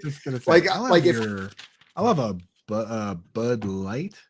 I'm an adventurous eater, but I am not an adventurous orderer. Like I'm not going to be the one who orders the beef tongue, but if you put beef tongue in front of me, I'll eat it and probably like it. You'll slurp that tongue up. You'll finger trap that beef tongue. Yeah, that's how you eat. That's the proper way to eat beef tongue. Finger trap I hate this conversation so much. Good morning. Please, can we talk about literally anything else? Good morning, everyone. Like, it's a nice side of nausea with your fantasy morning show where we talk about eating beef tongue, slurping beef tongue in a finger trap. Don't say slurping beef tongue through a finger trap. I'm not sure those sentences that sentence has ever been said. Slurping beef tongue through a finger trap, like that is a complete. Kiss your mother on the chin with that mouth, Coop. Does Josh? Does Zach Wilson kiss your mother with that mouth? I was showing Maria that segment the other day because she wasn't able to watch it live, and I just that one part where you're like, "We as a family, we're gonna take that kiss on the chin." I lost it again. We're just gonna take that kiss on the chin. I just imagine Zach Wilson coming in and be like, "Just give me a little kiss by any means necessary." Coop, is your chapstick beef tongue flavor the one that you have down there? This one here, dude. Oh yeah. Oh yeah. It's well. I have this one, the mushy pork one's in my desk, so you're gonna have to pick between the two. You can't have both, honestly. Can't have them both. You either need the beef tongue or the mushy pork. You can't possibly take both of those, guys. And I'm not giving up my French fried chapstick. It's not happening. So if that's what you want, I'm sorry. That's a treasured item. Yeah, the price is way too high. Guys, coming up soon, we've got our guest, Vinny Iyer, joining us. Before that, though, I did want to hit on some news topics. So yesterday it came out that Denzel Mims, wide receiver for the New York Jets, is frustrated and says he believes he's a starter, but the New York Jets are pretty set on who they want. Do you guys think Denzel Mims, I don't think he's a starter in New York, but do you think he could be a starter elsewhere in the league? Like, is there a team he could end up on where he is a starter? So if you think about it, the way the roster is right now, like he had his opportunity, which is brutal, but right now, like they had Corey Davis as a split end. They have Garrett Wilson and Elijah Moore competing for slot and flanker, and they have Braxton Berrios, who they seem to love. So I don't even think he had an opportunity from the start, no matter how well he played, right? Like they were already committed so much draft capital to those other players that he was out regardless. So I do think that he could land somewhere. And I heard JL say the Lions. I mean, why not? While they wait for Jameson Williams. I mean, I think he would start right away on the Texans. Would he not? They lost John Mechie to unfortunately he has leukemia. Like you could have Brandon Cooks.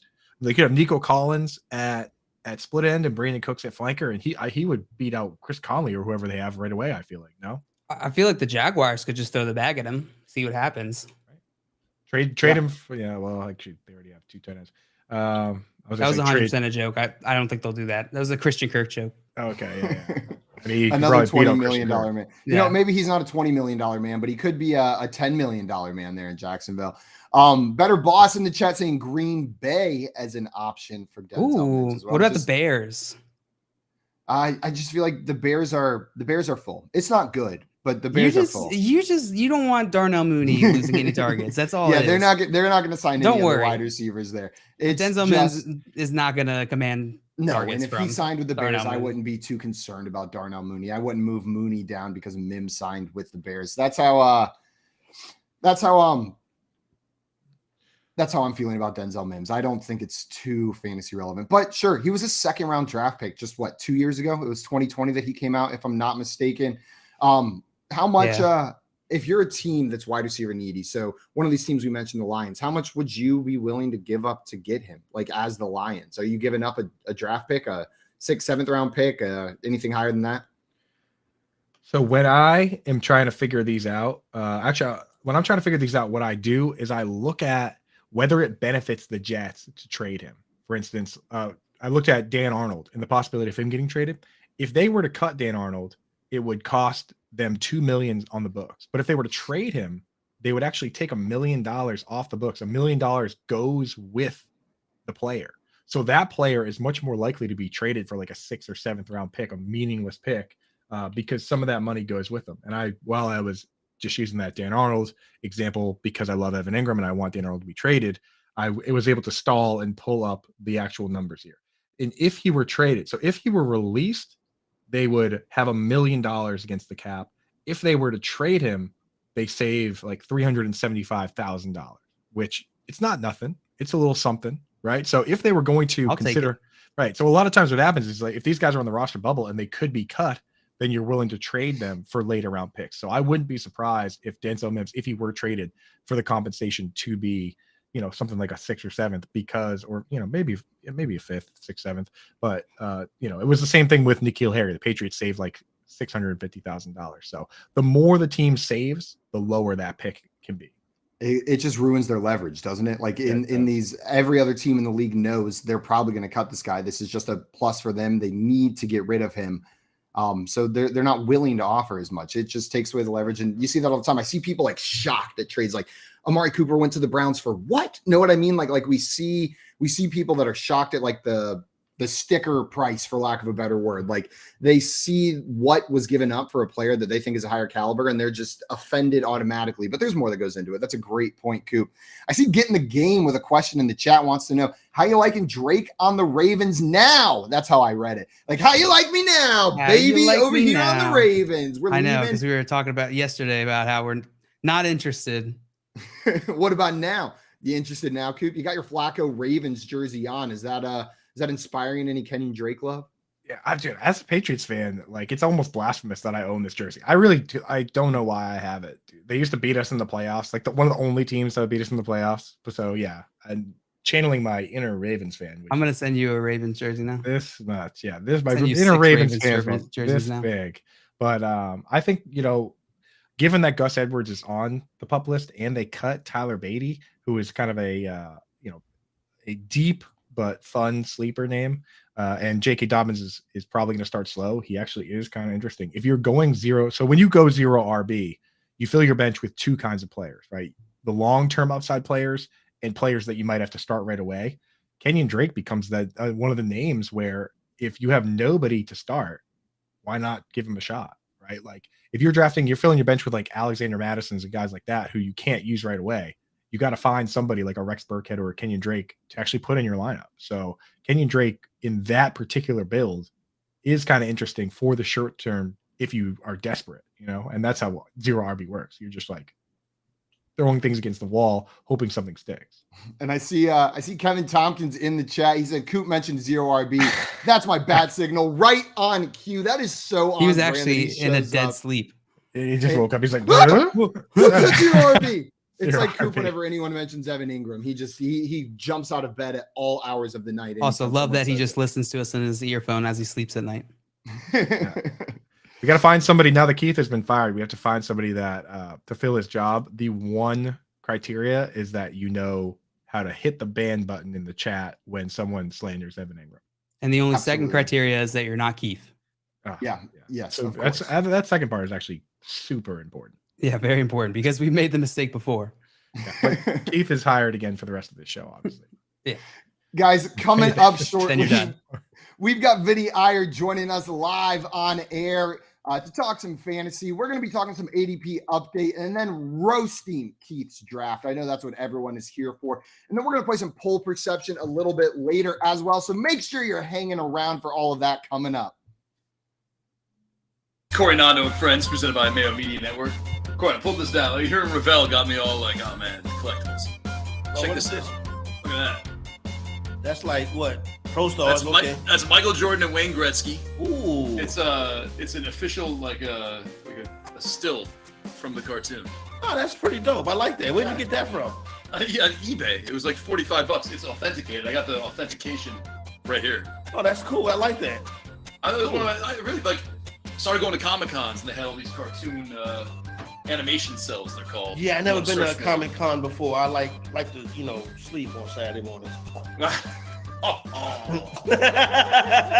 I'm not dissing the Comic-Con crew. I'm not dissing them, Nando. I'm just saying, whatever. You know what I mean? You could go on a Thursday. Like I go on a Thursday because then the animation cell boxes. The boxes aren't picked over. You can get like I don't have that many. I have like 5. They have Comic-Cons in like every city. Like they have them, and not just at the Javits Center, right? They have them like kind of. They're not gonna have one down here where I'm at, but they have them like all over, right? Yeah, they're everywhere. Yeah, they're awesome. So anyway, that's not from Comic-Con, but like I learned about it at Comic-Con. I'm like, they have Pro Stars. That's kind of That's cool. It's Michael Jordan, kind of dressed as Santa Claus. Yeah, I see that. For some reason, I never saw that episode. I don't remember that one. Yeah, I don't remember many Pro Stars. I never was a big cartoon guy. Like even when I was 5-6-year-old fantasy executive, my life was always based in reality. Really? Yeah. So what were you doing on Saturday mornings? Fishing. Yeah, I was fishing. I was fishing in the Hudson River. Well, I was gonna say the Tappan Bridge. That sounds about right. Off the West Side Highway.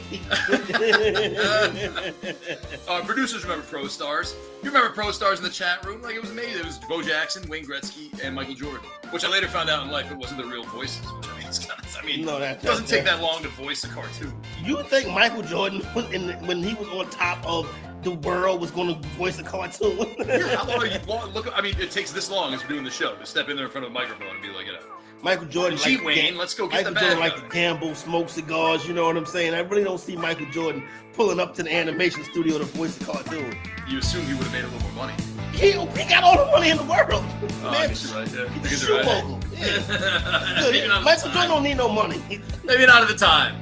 It might be a good story to find out where those voice actors are now. Like, hey, these are Bo Jackson, Wayne Gretzky, and Michael Jordan. What are they doing? I know, that would be cool. That would be. Let's have them on the show. No. Oh, I got it.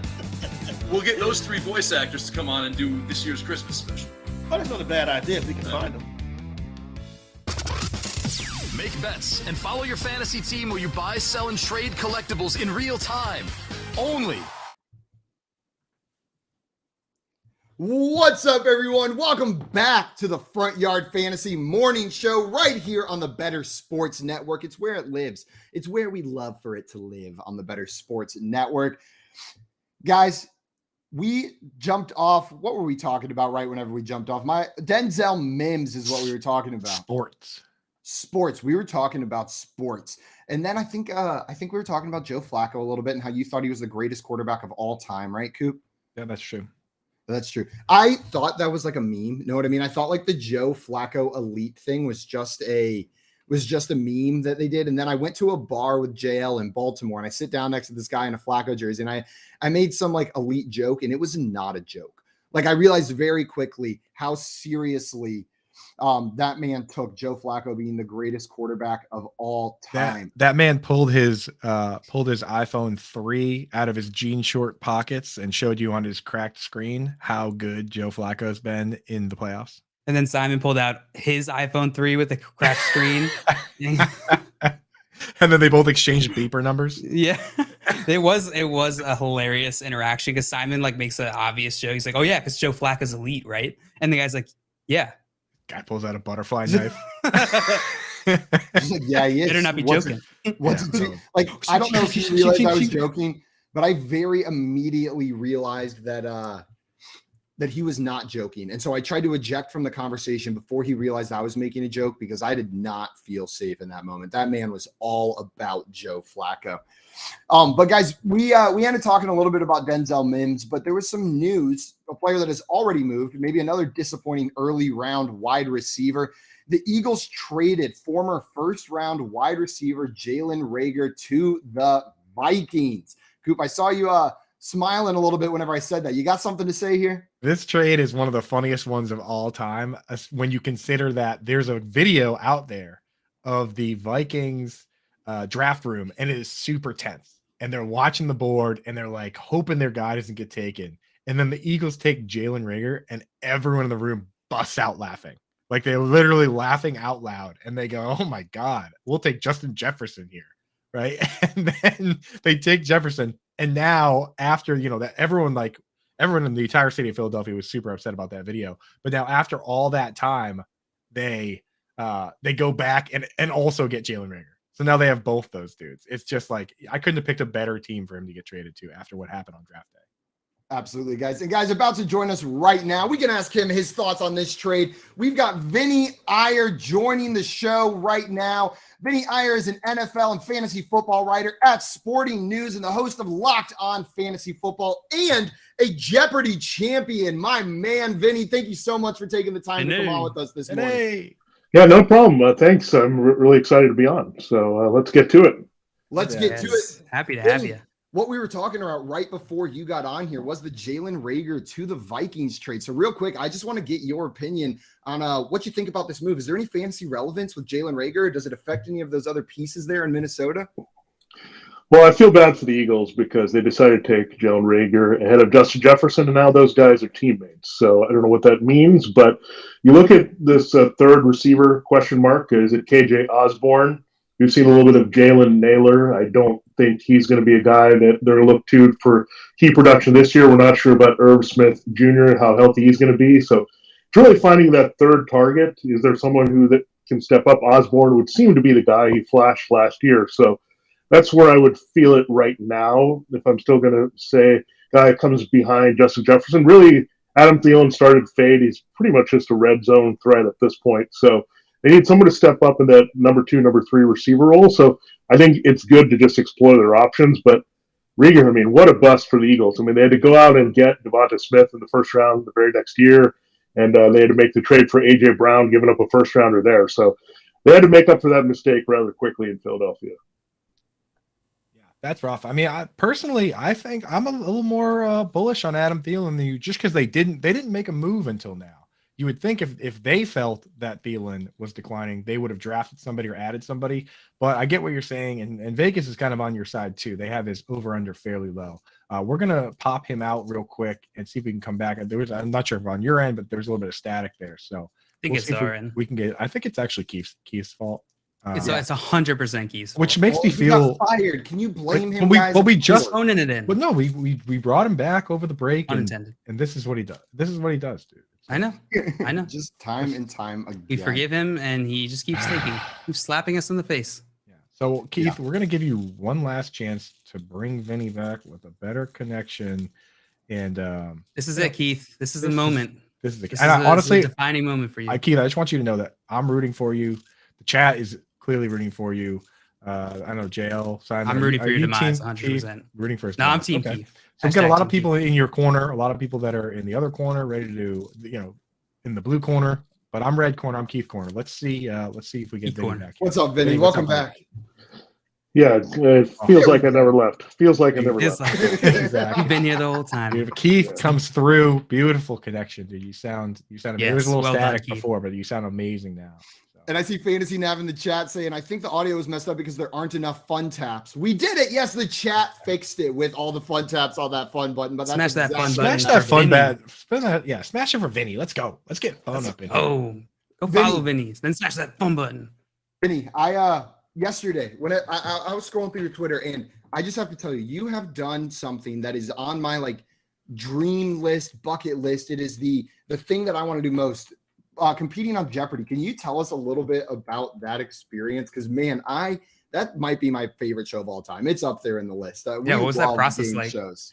Yeah, it was a lot different back then. I can date myself, but it was before they doubled the money, so that was not as good. But at the time, it was different. I think now it's gone explosive with all these super champions, so to speak. So back then they had a 5-day limit when I was playing. So that tells you a little bit how it changed and how they really like people that are on there for 20, 25 shows all the time. So I got to meet Alex Trebek, which was the coolest thing. And he kind of was talking to me early when I was getting started in my sports journalism career. So he gave me some good advice and to really work hard and to try to find something you love to do. And I followed that, and here I am. So, I mean, that was the biggest thing. I mean, it was good to win some money. I'm not going to be a little bit coy about that. No, of course, we're not above money. Yeah. When you're young and you need some money and you want to just go on trips and do things you want to do. I was a senior in college when I did it, so it was nice. A little spring break spending money. I did not waste it at all. That opportunity to go on spring break and spend some of it, blow some of it, but I saved quite a bit of it. So, Vinny, I got a question for you. If you were competing today, how long do you think you could last? I don't know. It's been a long time, so I should probably know about 20 years more things, I would think. I mean, hopefully I haven't gotten to the point where at some point when you get older, and you guys might experience this later, that you hit a wall and then you start to forget things. So I'm not there yet, but maybe I'm there. So you're in the prime spot. So Vinny, let me ask you a follow-up question. If you did win again, where are you going on spring break now, and what are you blowing that money on? Right? And why is I'm not going to be that older dude on spring break. I can't do that now. I'm married now, got kids. I can't do that. But I would take them on a fun break, and we tend to go on cruises now, which I really love on spring break. So I would spend a little bit of money, maybe take a little bit longer cruise. I've heard guys that won 30-day cruises during the NFL offseason, so maybe we'll do that. 12 years. That's a power move, dude. 12-year cruise. I mean, there's people that do that too, though, right? Like they just decide they're gonna live that cruise life, dude. Like I feel like Gronk is probably gonna do that within the next 2 years. Just be like a cruise dude, right? Like I can see him just being like, he's already got the Gronk cruise, so he just keep it in the water, keep it going. He's always had that I'm gonna go live on a boat type of personality. Right? Like, I see Jordan in the chat saying Alex Trebek was my mentor, Vinny. Yeah, like Vinny. That story. Yes. So Vinny comes in, he goes, the money was cool, but really the life lessons learned from my hero Alex Trebek is what really sold that experience. Yeah. What in the world? What a crazy experience, man. That's awesome. Well, Vinny, we have some Jeopardy style fantasy football questions that we are hoping we could throw out here. See if you guys can buzz in, get the answers, a couple different categories. So I want to throw those out here. And then how we're going to play this is I'm going to ask the question. And then if you know the answer, just say your name and I'm going to come to you and we'll see if you can get that one correct. The categories are really wide receivers. These are wide receivers who weigh the most. We're going to be talking about some of these wide receivers. Sleeping with sleepers. Name the NFL player based on their significant other. So I'll give you the significant other. You're going to tell me the NFL player. And then we've got fumblers. And this is all going to be about players who are fumblers. They're just fumbling that ball everywhere. Vinny, since you are the returning champion, the only Jeopardy champion on this show, I'll let you pick the first category and value. It's going to be $100, $200, or $300 questions in this one. Where do you think we should start? Well, I'm going to embarrass myself, but I'm going to go right with the significant others category, whatever you called it. I can't remember now at this point, but I'm going to embarrass myself and go with that. And we'll start as the modern players do. We'll start with the high dollar amount here. For $300, we'll do whatever that significant other category was. Sleeping with sleepers for $300. Okay. And I like the modern Jeopardy approach. Simone Biles is engaged to this safety. I'm definitely getting a 0. Oh my God, I know this. How? Man. Marie and I were talking this one. He plays for the Texans. That's all I can tell you right now, and I can't remember his name. Help me out now. A safety. You got a little bit of information from Vinny there. That's all I can. He's not a very good player. Oh my gosh! I'm gonna call it since nobody buzzed in. This is like a $3,000. This is like a $3,000 question here. I lose money. I lose money if I get it wrong, right? Yeah. We won't lose money here on this version of Jeopardy. This is Front Yard Fantasy Morning Show Jeopardy. We're all about those positives right there. And Vinny, I'm actually tempted to give you $100 for that one. Not full credit. We make up the rules on the fly because you did get the team correct. What? It is the safety for the Texans. It is Jonathan Owens. Jonathan Owens is the NFL player that Simone Biles is engaged to. So Vinny, we're gonna give you some credit for knowing the team on that one because that one was a tough one. And I'll let you choose that next category again. Okay, we're gonna stick with this category. I'm hoping the question will be who's married to Giselle. We'll go for $100 on this one.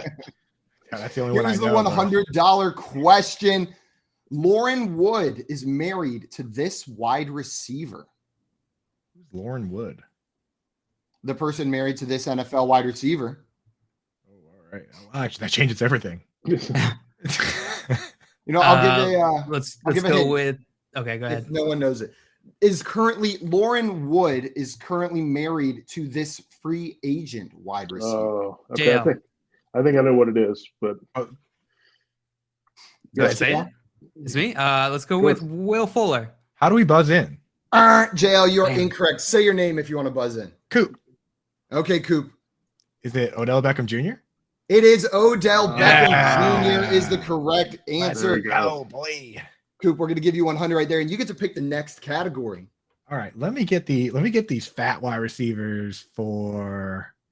I'll do a honey. I'll put a honey on these Kelvin Benjamins. Let's do it. No one called Fat them wide fat, receivers. Coop. We call them wide. So disrespectful. These are just big guys. Is who these are. Because What was I'm the- fat wide receivers. That was the first category you said. It was a while ago. I have a hard time remembering exactly what you said. You said something about.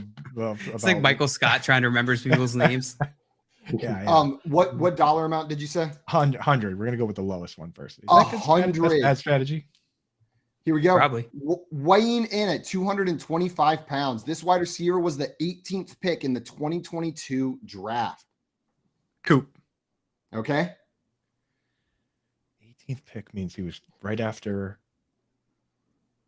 You got 2 seconds, or I'm gonna move on. Oh, Bonk.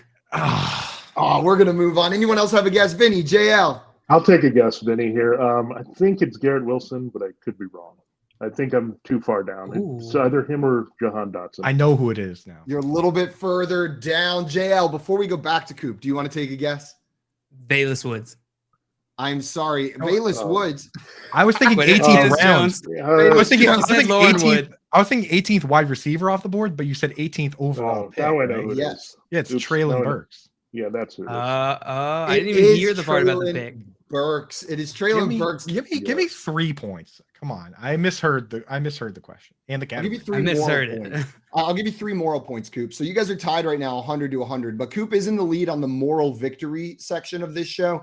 So yeah. He's like, Coop's none got of the this is possession arrow. canon. I have the possession arrow. Also, if 225 pounds is wide, we'll take it if that's it. Yeah. You know what? This is at the discretion. I will say this is at the Agree, discretion Vinny. of Keith on Keith. who these wide receivers are. So if any of these wide receivers are offended, you can blame that specifically on Keith calling So you Keith is just sitting at home yesterday. Is like, I'm gonna make a category called fat wide receivers. Yeah, I see He how said, it I want is. to make myself feel better. Let's pull this up. Coop, you get to pick the next category as well. Where are we going? Let's do chunky wide receivers for 200, please. Chunky wide receivers for 200. Well, this You one's just even said less I'm chunky fatter than than the all last. these guys. I think we all are, buddy. Yeah, Good luck 100%. finding a wide receiver that's fatter than me right now. Yeah. I don't weigh that much, but I'm definitely fatter. Know what I mean? Like without a doubt. Like I weigh less than these guys, but I am fatter than all of these guys. Your next question for 200 is weighing in at 209 pounds. Based on this wide receiver's last name, he might say he's going to the loo.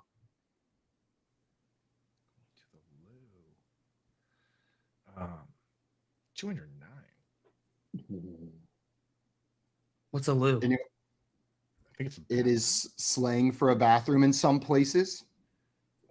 All right, I got something here, Vinny. Okay. I'm going to make a stretch here. I'm going to say Drake London.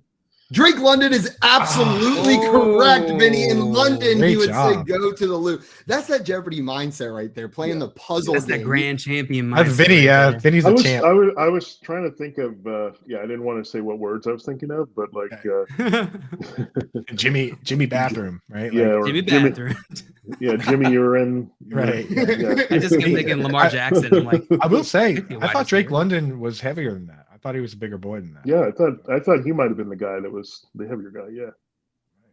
Yeah, How big, we're how big a finding boy out. are you? Keith came in and said, "I'm no Alex Trebek." So don't hate on him for the wide receivers that are really wide category right here. Vinny, you got that one right. Which category do you want to do next? A reminder, we've got really wide receivers, sleeping with sleepers that we can go back to, or fumblers. Let's finish sleeping with sleepers. Let's get that out of here. Let's finish it. Thank you. Okay, our next question is Kelia Ohai is married to this defensive end. So I got this Jail. one for you. Oh, we all got it. Oh no, Vinny started talking first. Yeah, Vinny, you came in first. Who is it? Ty goes the champ. It's JJ Watt. It is JJ Watt. JJ Watt is the correct answer. I am so glad that I let you answer that, Vinny, because I was about to say TJ Watt, and that would have been so embarrassing. I did know who he was married to because I actually gave this is a true story. I gave TJ Watt advice on what he should do and where he should go. So no way. The Alex Trebek coaching tree is Vinny and then JJ Watt. Something like that. No, it was TJ. We gave him an award at Sporting News there at the Super Bowl. So I gave him an award. And he asked me something about he was going to Cabo with his family, and he said, "Where should I go? It's a romantic restaurant." And I said, "You had been there on spring break already." Yeah. I've been to a lot of places on spring break, so it's good. So I had some information, and I said, "Go to this restaurant on the ocean." Then I look at his Instagram. A few weeks later, he's there about to propose at this restaurant that I mentioned. So I'd like to think I had something to do with it. He probably had somebody else find it for him, but so I knew he was not married to her, and I know that was his brother's wife. So that's amazing. That's cool, man. That's a cool story. Awesome. Not to get too slumdoggy, but that's what it is. No, That's I love sick, that. dude. Yeah, he's very Slumdog. He's just really. You have all these answers from trips. You think back, you're like, okay, it was the summer 2019. We were in Playa del Carmen. Yeah, all my stories pulling all these players, answers. They're all related to. Did I see this NFL player on vacation? Exactly. Yeah.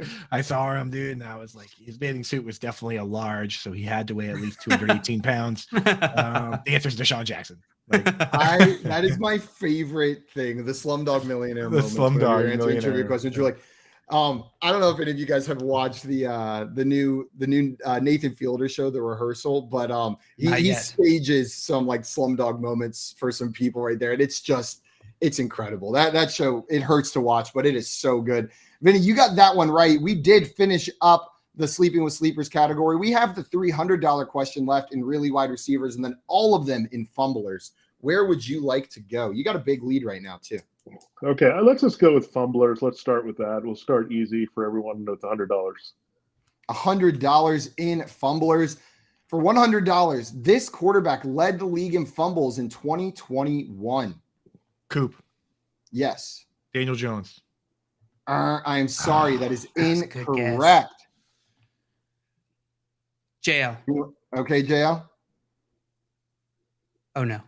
Oh, no. 31 other left. Two. No, that's not right. Oh, no. Say a name, or I'm going to bonk you. Matthew Stafford. Bonk. I'm sorry. Vinny, you got a guess for us? Yes, I'm just going to go Trevor Lawrence. Trevor Lawrence. That was a great guess. The answer is Dak Prescott with 15 fumbles last season. 15 fumbles. Second and third, Derek Carr had 14. Kyler Murray had 13. Oops, I didn't look at the other questions. I hope I'm not giving anything away that was going to be one of the next questions. So let's make sure. Nope. We are good on that front. We had some guesses in the chat. Careful. Jordan said Kyler. Or I'm sorry, Alex said Kyler. Joey said Stafford.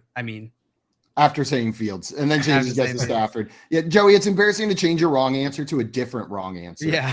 So if you're wrong, just let it be wrong. No need to be double wrong right there. And we have to take Joey's prize back. He actually did select the Waffle House hat, but since he double guessed in the chat today, his prize from earlier has been voided. Null and void. Sorry, Vinny, you're still in the lead, and you've got control of the board. You've got 500. Coop has 100, and JL has nothing. What are we doing next?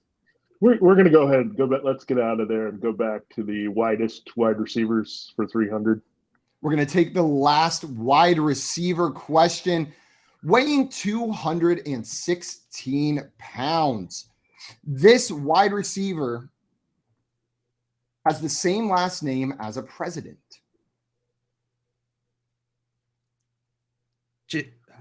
I think I got this, Vinny. I'm going to Vinny. I think it is Devontae Adams. And Vinny, it is Devontae Adams, increasing your lead up to $800. Nice job on that. I was thinking James Washington. Oh, that would have worked. How much? Deontay Johnson, but I don't know. That's another presidential last name right there. Vinny, before we move on to the next question, are you optimistic about Devontae Adams and this new Raiders offense with Derek Carr over there? Yeah, I do like his kind of landing spot here because we know the chemistry is there from Fresno State. So that's the hardest thing to establish with any new wide receiver coming in. So there's that, but I'm not quite sure how it's going to affect Darren Waller, Hunter Renfrow. I'm not knowing exactly what you're going to get out of this Josh McDaniels offense. We don't even know, is it going to be a lot of Josh Jacobs? Or are we going to see Zamir White? Or are we going to see Amir Abdullah? I don't know what we're going to get until the first game against the Chargers. So I'm optimistic about Devontae Adams, but I just can't see him duplicating what he did with Aaron Rodgers because that was at a high level, and he's getting a little older too at this point. Hey, let me call a timeout here. According to Wikipedia, James Washington also weighs 216 pounds. So I'm going to need a couple moral points over here. Okay. You know what? You're going to get 100 moral points, Coop. You are absolutely killing it right there because that is technically a correct answer to that question. James Washington. What are the odds that they're exactly the same weight and both have a presidential last name? Guys, we probably got time for a couple more questions. I bet we can finish this game out. Vinny, you got that one right. You got a big lead. Where are we going? Well, I think we only have one category left. Am I wrong? That's right? That is correct. We only have one category left. So it's either the 200 or the 300 in fumblers. Let's go 300 in fumblers. Let's go big. Going big. Here we go. This running back led the league with 8 fumbles in 2010, was originally from the University of Arkansas.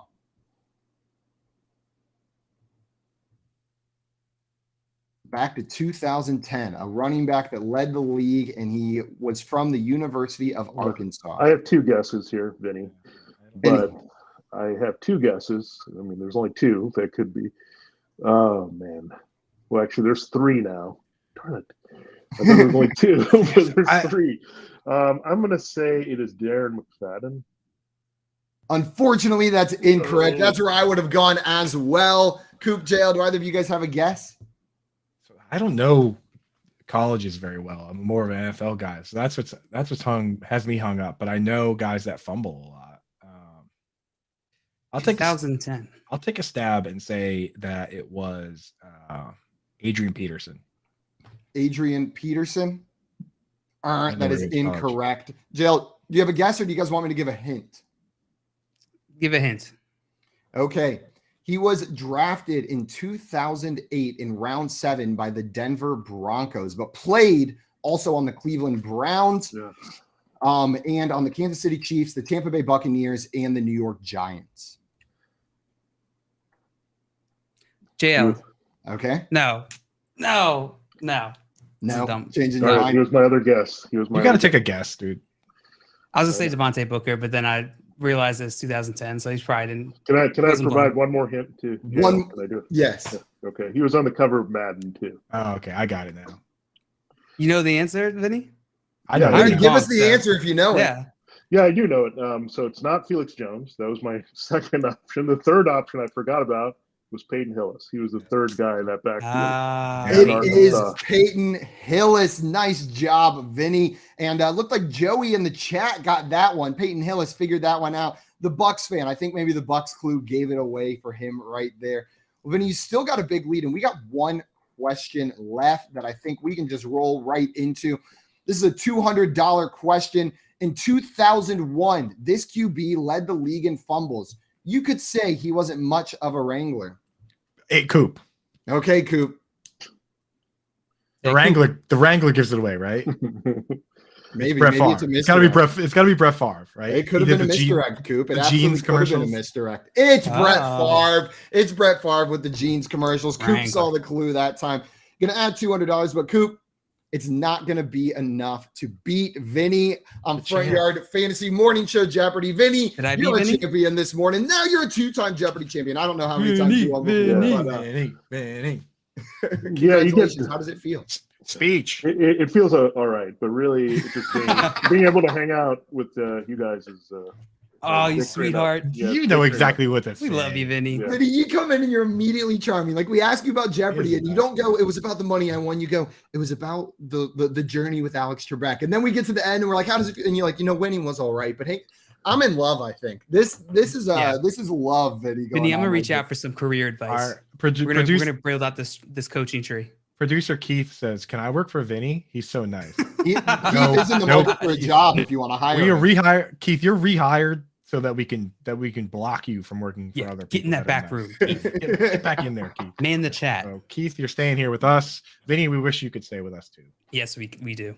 Well, you guys you can have me back anytime. I'll be around. So. Heck yeah. Vinny's going to come back on. I think these guys want a rematch, and I want to get in on some action playing a game against Vinny. Maybe I'll bring the questions next time. Yeah. Vinny, dude. Oh my God, that would be so sick. Yeah, we got to make that happen, Vinny. Give Vinny whatever he wants. And I'll make it super tough just for you guys. Yes. Absolutely. I prefer to look stupid as early in the morning as possible. Like that is my preferred method. It's why my brand. Yeah, it's my brand. If I can just look like an idiot before 7 a.m., that's my bread and butter. That's what I'm all about. I'm wearing a Joe Flacco jersey. Yes. That's all you need to know. So I think I'm way out in front today. Yesterday I know what I'm about. Yesterday I wore this hat for 2 hours. Also, Vinny, thank you so much for taking the time to come on with us today. We really appreciate it, man, and can't wait to have you back on. Yeah, thanks, guys, and good luck. We'll see if you have any fantasy drafts this weekend. Go dominate, go win. Everyone out there as well. Yes, Absolutely. we appreciate you, Vinny. Words of wisdom. Thank you so much, Vinny. We'll talk to you later. Have a good one, man. Go follow Vinny. Go follow Vinny. Guys, we got some more stuff coming up shortly. We are going to be roasting Keith's draft. And then we're going to be playing some poll perception at the end of the show. If you want to play with us, or if you want to come on and roast Keith's draft with us, which who doesn't want to, hit that call in button and come hang out with us in a little bit. And guys, start prepping your roast. Start getting ready to roast Keith a little bit. No, stay ready. We're always ready. As if we haven't been. Yeah. 2 things I want to bring up, and I got them ready for the show today. Sure. First of all, I don't know if you ever played this Topps home run challenge game. No, like I a genius. So I'm in love with Annalise Garcia. So basically what you do is you scratch off the back, right? Yeah. And it gives you a code, and you go and you punch it in, and then you have to pick the game that he's going to hit a home run in, right? Oh, okay, I've never heard of that before. And then if you do that, you get like a special limited edition card, and it's limited to how many people actually picked he would hit a home run that month. Cool. And then you can double down. If he goes over 425 feet, you get like an extra special card. Yeah. So I went on eBay, like, because I like Annalise Garcia, like, because all the rest are like big names. I got 6 of them, and I totally forgot to punch them in. So I got the play. I think they're coming up Colorado soon or something. There you go, right there. I have a month left to punch in 6 Annalise Garcia home run cards. There you go. Congratulations. We can do that live on the show if you'd like. Sure. Here's a second one. Okay. And I think you're gonna like this. I was at Target, and they had Garbage Pail Kids. And that's pretty cool. It was Garbage Pail Kids Bookworms, it's called, and it like makes fun of like book stuff. This is one of the greatest cards I've ever got in my life, and I'm trying to probably buy more. You see Nice, that I like there? that. That's pretty dope right there. It's That's Winnie pretty dope. It's Winnie the Pooper. Yeah, and he's like he's that. pooping on. Look at that. I like that. That's dope right there. That's clever, Nando. You know, This is the best card I've ever seen in my life. It's worth when I was going $1.50. to elementary school, right, in the Washington Heights area in New York City, you used to walk down Broadway, and on Broadway and 150th Street, it was a dude. You would go in there, and he used to hand out, sell, like, you know what I'm saying? He used to sell the Garbage Pail Kids in the morning before we go to school. So Nice. everybody was in that store buying Garbage Pail Kids. You know what I'm saying? Yeah. So that's pretty cool right there. Yeah, just get that. So sorry, I'm up to deal with the Garbage Pail Kids. I think that's pretty cool. It's Winnie the Pooper. Yeah. I mean, you see the little poop emojis right there too. That's a It's- cool card, Nando. Yeah, Right? You can get it for Uh-huh. like $2. I like that. I don't know why. This is my favorite thing in the world right now. I don't even know what to do with it. Like, I want to hang it up on my wall or something. Like, it's just so. Who comes Yeah. up with Winnie the Pooh pooping on Winnie the Pooper? I like that. I gotta find something. They even have the balloons the same color as like the actual Winnie the Pooh Yeah, cartoons. I like Yeah. it, Nando. That's sweet. Anyway, That's sorry. clever. I just wanted to share that with you. I'll never Thank grow you. up. That's yeah. That'd be old man Corey. Wait a minute. Hey, turn your bass down. I'm going through my Winnie the Pooper Turn collection. that NBA young boy down. I'm trying to do a show over here. What's going on? No respect. All that boogity, boogity, boogity, boogity, all loud. Better Sport. What's up, everyone? And we are back with the Front Yard Fantasy Morning Show here on Better Sports Network. And we are about to get into a segment I've been looking forward to all morning. We are going to roast Keith's draft. I mean, analyze Keith's draft. Sorry, analyze. If there's good picks, we'll give you props, Keith. But yeah, we are analyzing Keith's draft right here. Guys, JL, I know we were trying to figure out a way for these guys to see the team. Do we have something figured out for them where they can see the team as we go along with this? I'm going to post a link momentarily. Oh. Okay. So guys, what I'm going to do to start this, I'm just going to run through this lineup for you. I'm going to tell you what this team looks like. We're going to skip the DST and the kickers because we're not going to talk about those guys. We're just going to talk about some of these positional players. At quarterback, Keith is starting Aaron Rodgers. At running back, he's got David Montgomery and Elijah Mitchell. At wide receiver, he's got Deebo Samuel and Devonta Smith. At tight end, he's got Mark Andrews. And then in his flex spot, Clyde Edwards-Helaire. Sitting on the bench is James Cook, Treylon Burks, Noah Fant, and Marquez Valdez-Scantling. Where do we even start? First off, that's not even bad for the 30-team league, right? That's what you said? Yeah, I think it's a 32-team league, actually. Yeah, 32-team league, that's actually pretty decent, right? He almost has a full-time running back. He has two guys on the same team competing for carries in Elijah Mitchell and Deebo Samuel, so that's a pretty good setup, right? You want to make sure that your ceiling's nice and low there. JL, what's your favorite pick off this squad here? I haven't even looked at it yet because I'm trying to tweet it out. Here's what I'm going to go with. Now, did you not have a first round pick? Yeah, I don't think which pick is the first round pick? Yeah, I'm trying to go through here and see. Was it Mark Andrews as the first round pick? Because that's my favorite player on this team. That's the player I'm most excited about whenever I look at this roster, but not in the first round. Oh, we just got input from our producer, Keith. Deebo was the first round pick. Deebo Samuel, first round pick. What do you think about that, Coop? Well, I think you know how the sites say like the minimum, it says like the average pick, and then it'll say like the minimum spot where they're picked and then the maximum. Well, I think Keith set a new minimum, the earliest someone's ever taken Deebo. So at least he's moving the needle in the industry, true. Right? That's true. For first round, I have not seen first that. Round I've done Deebo about a Samuel? bajillion mock drafts. Yeah, that's a he's just changing the game. You know, he's zagging when everybody's zigging. We got Jordan in the chat saying that team could be really good if it wasn't so bad. Just if it wasn't so bad, that team would be really, really good. And then I also see Kevin Tompkins in the chat saying the ceiling is so low because that team is actually in a coffin. Yeah, that's about as low as the ceiling gets right there. The chat's having fun with it. Guys, I believe if you go to JL's Twitter at FYF John Luke, you can see this team along with us if you want to get in on the roasting. What I wanted to talk about was Clyde Edwards-Helaire in that flex spot. Like, if I still have an empty starting roster spot on my team, we're going through this draft, I am not drafting Clyde Edwards-Helaire to fill that spot. I'm assuming this is Keith told us this is a PPR league or at least half PPR right there. And especially in those formats, I want a wide receiver to start in there. But then you go down and look, and his best option to plug in at the flex spot is a rookie who's behind Robert Woods on the depth chart in Treylon Burks. Robert Woods is going to lead that team in targets, or Marquez Valdez-Scantling, who's fighting to be relevant in the Kansas City Chiefs offense. It doesn't inspire a ton of confidence down there. I hate the Clyde Edwards-Helaire pick. Can we just take a moment and point out Keith's decision for his team name, Ghoul Diggers? Are you kidding me, Keith? That's a Robbie Gould pun dude, name for he your doesn't even have team? Robbie Gould. I was going to say it's Cade York, dude. What? You went with Gould Diggers? Yeah. Dear Lord, Keith, your decision making is Diggers questionable, bro. Diggers is right because the ceiling couldn't be any lower. You actually have to dig a little bit to find where the ceiling is for this team. And just a little pro tip: when they say that you need to draft a wide receiver 2 for your team, that doesn't mean that you should go out and draft a guy who's the wide receiver 2 on his own team. So you didn't have to draft It doesn't have Devonta to Smith correlate. behind AJ Brown to be the second wide receiver on your team. You could have actually taken somebody who's good. Yeah. This When I shit think of needs- just like an uninspiring team, this is it. This is it. Mark Andrews pick, great though, fantastic.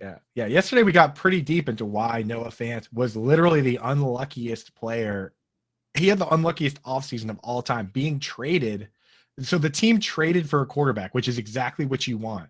But the worst thing that could happen is you're one of the pieces that gets traded away as part of that trade. And then there was a little glimmer of upside in that the quarterback you've been playing with, Drew Lock, gets traded with him. So it's like, okay, at least you're familiar with the quarterback. And then Geno Smith beats him out. So now you're playing behind DK Metcalf and Tyler Lockett. And the quarterback that knows you is sitting on the bench. And Keith is like, that's the tight end. That's my guy. Wait, listen to what Keith said. He said, I've made some bad choices in my life. Someone snatched Robbie Gould before me. Just think about that sentence. Someone snatched Robbie Gould before me. You got sniped with Robbie Gould. Yeah. That's what you get when you say your team name ahead of time. That's how you take it seriously. He takes it so seriously that he's upset that now he has to think for 30 seconds about a new team name. He's like, I've been using this one for 14 years. I saw it on Facebook. Awful, dude. Man, Keith just with the top tier analysis right here, messaging us right now saying Geno Smith unseated 2-time Super Bowl champion Eli Manning. So he's got a quarterback that unseated 2-time Super Bowl champion MVP. Eli Manning. Yes. Right there in Geno Smith. He makes a good point. He said Fant is a lock.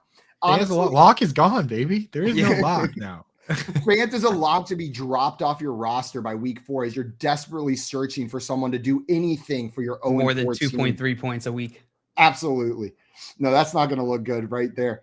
Any other picks that stand out to you on this, good or bad, Coop, or just maybe roster construction? Yeah. I mean, you took a quarterback from that milk toast category there who just lost all his weapons, so that's pretty nice too. Yeah, the thing is, when you draft Mark Andrews, this is a serious take for anyone out there, because we got to do some serious takes. That when you do spend up for a Mark Andrews, like if you're taking any of the top 5 guys, whether it's Andrews, Pitts, Kittle, Kelsey, Waller, you don't need to draft a tight end when you have 4 bench spots, a second tight end. Like you're only going to use him for Andrews' bye week, and that doesn't come until week 10. So he's going to sit there with Noah Fant on his bench for 10 weeks to use him for 1 week. Like you draft Noah Fant knowing that you're going to drop Noah Fant for somebody. So that's some advice for people out there. Serious. This team is so bad that I need to give serious advice to the people listening. Absolutely. I did want to ask Coop, maybe you're the tight end guy. You have some tight end opinions right here. So we talked earlier about how if the league size is smaller, it becomes more important for you to grab one of those top 3 tight ends, like an 8-man league, a 10-man league. If this is a 14-man league or a 16-man league, it gets bigger. What are you doing with those top tight ends? Do you feel more incentivized to draft them or less incentivized to draft those guys?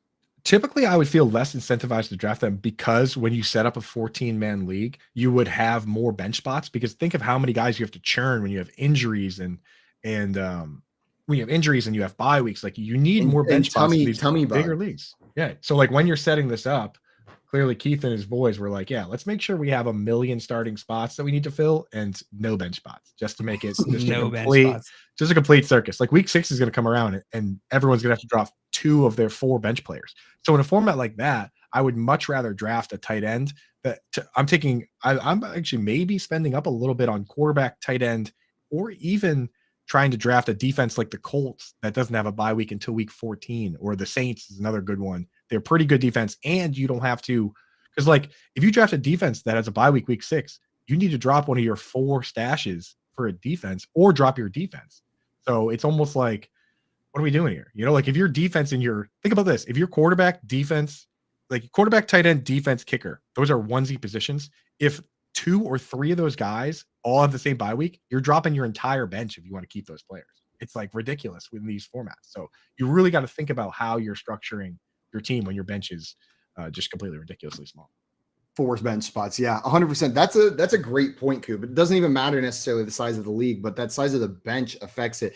Joe, what about you? In a 14-man league, are you drafting tight end earlier or later than you would, or prioritizing the top guys more or less than you normally would? Certainly later. Because you're gonna be facing your league mates a little less often, so that edge just becomes not as important. Yeah, absolutely. Guys, coming up shortly, we are going to be playing some poll perception after this, so make sure you're staying tuned for that. And then after we hop off, we're going to be done here at 10 a.m. Eastern time. There are a bunch of awesome shows coming up next that you are not going to want to miss. Right after us is Moose and Keith from 10 a.m. to 12 p.m. Then we've got Lunch Money presented by FantasyGuru.com starting at noon, going until 3 p.m. Eastern time. Corey Nando and Friends presented by Mayo Media coming up at 3 p.m. to 5 p.m. Eastern time. And, they talk Winnie the Pooper over there. So you're not going to want to miss the Winnie the Pooper. Better Sports Live is going to be on from 5 p.m. to 7 p.m. as well. So make sure you guys are not missing out on all of that. Keith, I hope we didn't hurt your feelings too bad after getting fired twice already on today's show. But if we did, suck it up. Get over it, man. Yeah, I just saw all on the. Oh, are you guys frozen? Oh, Simon was. This is staring at me. Scared the hell out of me. Are we playing Frozen or not? Oh, that's one of my favorite games on here. That is a fun game. I don't know what I was saying. I lost that thought now. That's okay. Guys, we'll be right back with some poll perception. If you want to play along with us, call in. We would love to have you play some poll perception with us. Coop and JL need help. Maybe you can join their team, or they need some humbling if you want to call in and compete against them as well. So start hitting that call button, and we'll be playing poll perception with you guys shortly. It's Sports Talk. Done better. The way that I have it laid out, so I knew we'd get into this, so I put my own rankings up there. I have Taylor 1, McCaffrey 2, Kupp 3. That's how I would draft it, especially, again, we're talking at minimum half-point PPR league, maybe a full point. I would have Eckler 4. Now, the one that I was debating on was where do we put Derrick Henry? Because there is a track record for guys that are like him, that carry the ball a ton for multiple years in a row. He's coming off an injury. I know he was fine going to the playoffs last year, but all his yards per carry were less. His yards after contact were less. So I'm a little leery of him right now. I think Justin Jefferson in that Minnesota offense, I think Kirk Cousins is a sleepy, good, just solid, consistent quarterback. So I would go Taylor, McCaffrey, Kupp as the top 3. Eckler is my 4. I probably go Justin Jefferson as my 5. I actually like Najee Harris this year in the long haul better than Derrick Henry. Wow, that's saying something. Yeah. Why is that? So I'm not as worried about the offensive line. There's no other running back that I feel like that will attack him. And also, we've seen in the past, Mitchell Trubisky loved the check down pass back in the day to David Montgomery. I think that if he's the quarterback, that would be something that would be usable there. And Najee Harris, I think we can see Najee Harris get 80 catches this year. And then when you have a rookie quarterback like Kenny Pickett, if Pickett ends up being the guy, I think he's going to be checking down to Harris also. I think that Najee Harris has the potential to end up being, at the end of the year, the 3rd highest scoring running back. Ahead of Eckler, even ahead of Chargers. Eckler scared me. And I was watching an interview with him, and did you see his interview? I can't remember what it was on, where he said, I'm excited to have other running backs in the room because I understand I want a long career. It was one of those just cryptic things where will he get less carries so that he can have a longer career? From a fantasy standpoint, that hurts you. Yeah, no, that does. That might be the case, but when push comes to shove, is he the best running back in the room? He probably still is, yes. Right? So, yeah. And it's going to be a high-scoring offense in Los Angeles for the Chargers as well, with Herbert orchestrating it at the quarterback spot. It's interesting. Listen, you would not find a bigger fan coming out of Alabama than me of Najee Harris. And I did not mind when the Pittsburgh Steelers decided to draft him. Now, I understand what you're saying. I'm a little concerned about what Trubisky and Pickett are at quarterback this year. I know what we've seen in the regular season. I know Trubisky had some success in Chicago, has now lived up to the billing of being that franchise quarterback. Better Sports Network. It's Sports Talk. Done better. What's up, everyone? Welcome back into the Front Yard Fantasy Morning Show here on Better Sports Network. And Coop, I just want to say I am shocked and offended at the coffee mug you just picked up when you have a perfectly good Grimace cup sitting right next to it. Dude, Okay, there we go. That's a little I bit put better. hot coffee in that. Dude, if I put hot coffee in this, It would melt immediately. there'd be a second McDonald's hot coffee lawsuit, a totally different kind. Did you guys ever, as a kid, like put a toy in the oven and your parents didn't know about it, and then the oven got turned on and you had a really sick looking toy after that?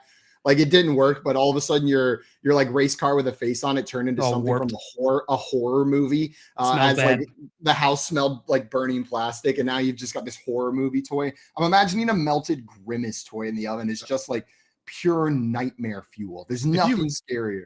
If you melt a Grimace toy, though, it probably wouldn't look a whole lot different than what Grimace already looks like. Like he already looks like he's been melted at some point. And I've never personally put a toy in the oven, but one thing I did do that my parents loved is my room was on the second floor, and one time I, for some reason, opened my window and put a crayon out on the roof, and it melted, and it was like a cool little like red spot. So I thought to myself, like, oh, I can make all sorts of cool looking colorful spots on this roof.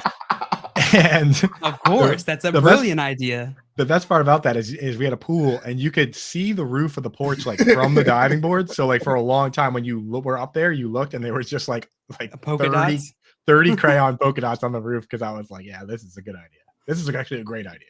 Do you still have the pool? I'll help decorate. Yeah. I mean, it was the house I grew up in. We rented it for a while, but we ended up selling that one. So I like to think that the people there enjoy their polka dot roof. They get a little bit of coops left over. They got a little bit of polka dot roof still there. You didn't replace the roof before you moved out. It actually added value to the house instead of subtracting value. It was an abstract art piece listed there. On I'm basically like the Banksy of crayon roofs. Of crayon art. Crayon. You pronounce crayon so well, and it makes me feel so, because like I feel like every time I pronounce it, I've gotten roasted so much that I question it. Say it. I don't want to. I just say crayon. It's just a crayon. Okay. Crayon. No, it's a crayon. That's crown. It's one syllable. It's one syllable. Crayon. It's just a crayon. Is all it is. Crayon. It's not a cranberry. Crayon. Crayon is what you have with Thanksgiving, dude. My main vessels are, I do a lot of finger painting, but also finger trap painting, and I do crayon on shingle. Crayon on shingle. Finger painting and crayon on shingle. Crayon on shingle. Specialty. Guys, we're going to get into a game of poll perception right here. Coop, I believe last time we played, you took home your first victory ever in poll perception. So I'm going to let you choose whether you want to go first or second in today's game. Would you like to go first or second? I think so. Last time I went first. Since I'm the champ, I want to branch out and see if I can win a game on the road here. You know, see if I pad my legacy, pad my coward. Stats. So let me go second. I'm not going to change my mind because you called me a coward. Jail, you are going to go first. Everybody listening, if you want to play along with us, if you think you can get in this game and do better than JL and Coop, which you probably can, hit that call in button on the Better Sports Network app. All you got to do is download the app, make sure you're registered, and then hit that call in button, and you can be live on air with us in mere seconds. We'll have you up here playing games with us. But JL, are you ready for your first poll? I should explain how this game works, probably, right? Probably, yeah. I've never. Probably. And then I do have a breaking news thing I did see earlier in the chat, and I did confirm Let's hit that first. Let's hit that. Want to do that first? Okay. Yeah. What's the breaking news we got, Jay? Broncos signed QB Russell Wilson to a 5-year, $245 million contract extension. Wow. Smart. You think it's smart, Coop? I think that's genius, man. And because the thing is, they have these pass catchers locked up, like Jerry Jeudy. Because they're first round, because like Judy's a first round pick, so he's got the 5th-year option too. Like they've had these wide receivers. They've been having them, and they even signed. They signed Tim Patrick to an extension. I know he's injured this year, but they're gonna have him next year. Albert O, is on. This is only his 2nd year, so it's like they have the weapons locked up. Javonte Williams locked up, right? Like, so they just have to go out. Sorry, Greg. What? Greg Dulcich. You forgot the most important. Yeah. So they have 2 young tight ends. So really, they can just keep working on the interior, keep working on the defense, because they have the weapons all set for the most part. So it's a smart move. Yeah, and Jordan in here saying 2nd highest paid per year behind Rodgers. You know what? I don't think that's ludicrous. I think Russ has done enough to deserve being one of the top top 5 quarterbacks in the league from a pay perspective. And I see Better Thompson. They said Broncos country. Let's ride. And then G-Man J adding to the bank. Yeah, you're gonna have to make a stop by the bank to fulfill that contract at least. So is Russ finally allowed to cook now? Is that the thing? Is that the deal? It's the deal, man. I think it's the deal. I think whoever kept him from cooking, why don't they let him cook? Pete Carroll, dude, that gum chewing, butt slapping fool, just walking around. Gum chewing, butt slapping fool. Yeah, the dude that makes them run it every single time, except the one play when they should have run it with Marshawn Lynch in the Super Bowl, right? Like that's the kind of dude that is. So it's time, baby. It's time. Big brain from Pete Carroll over there.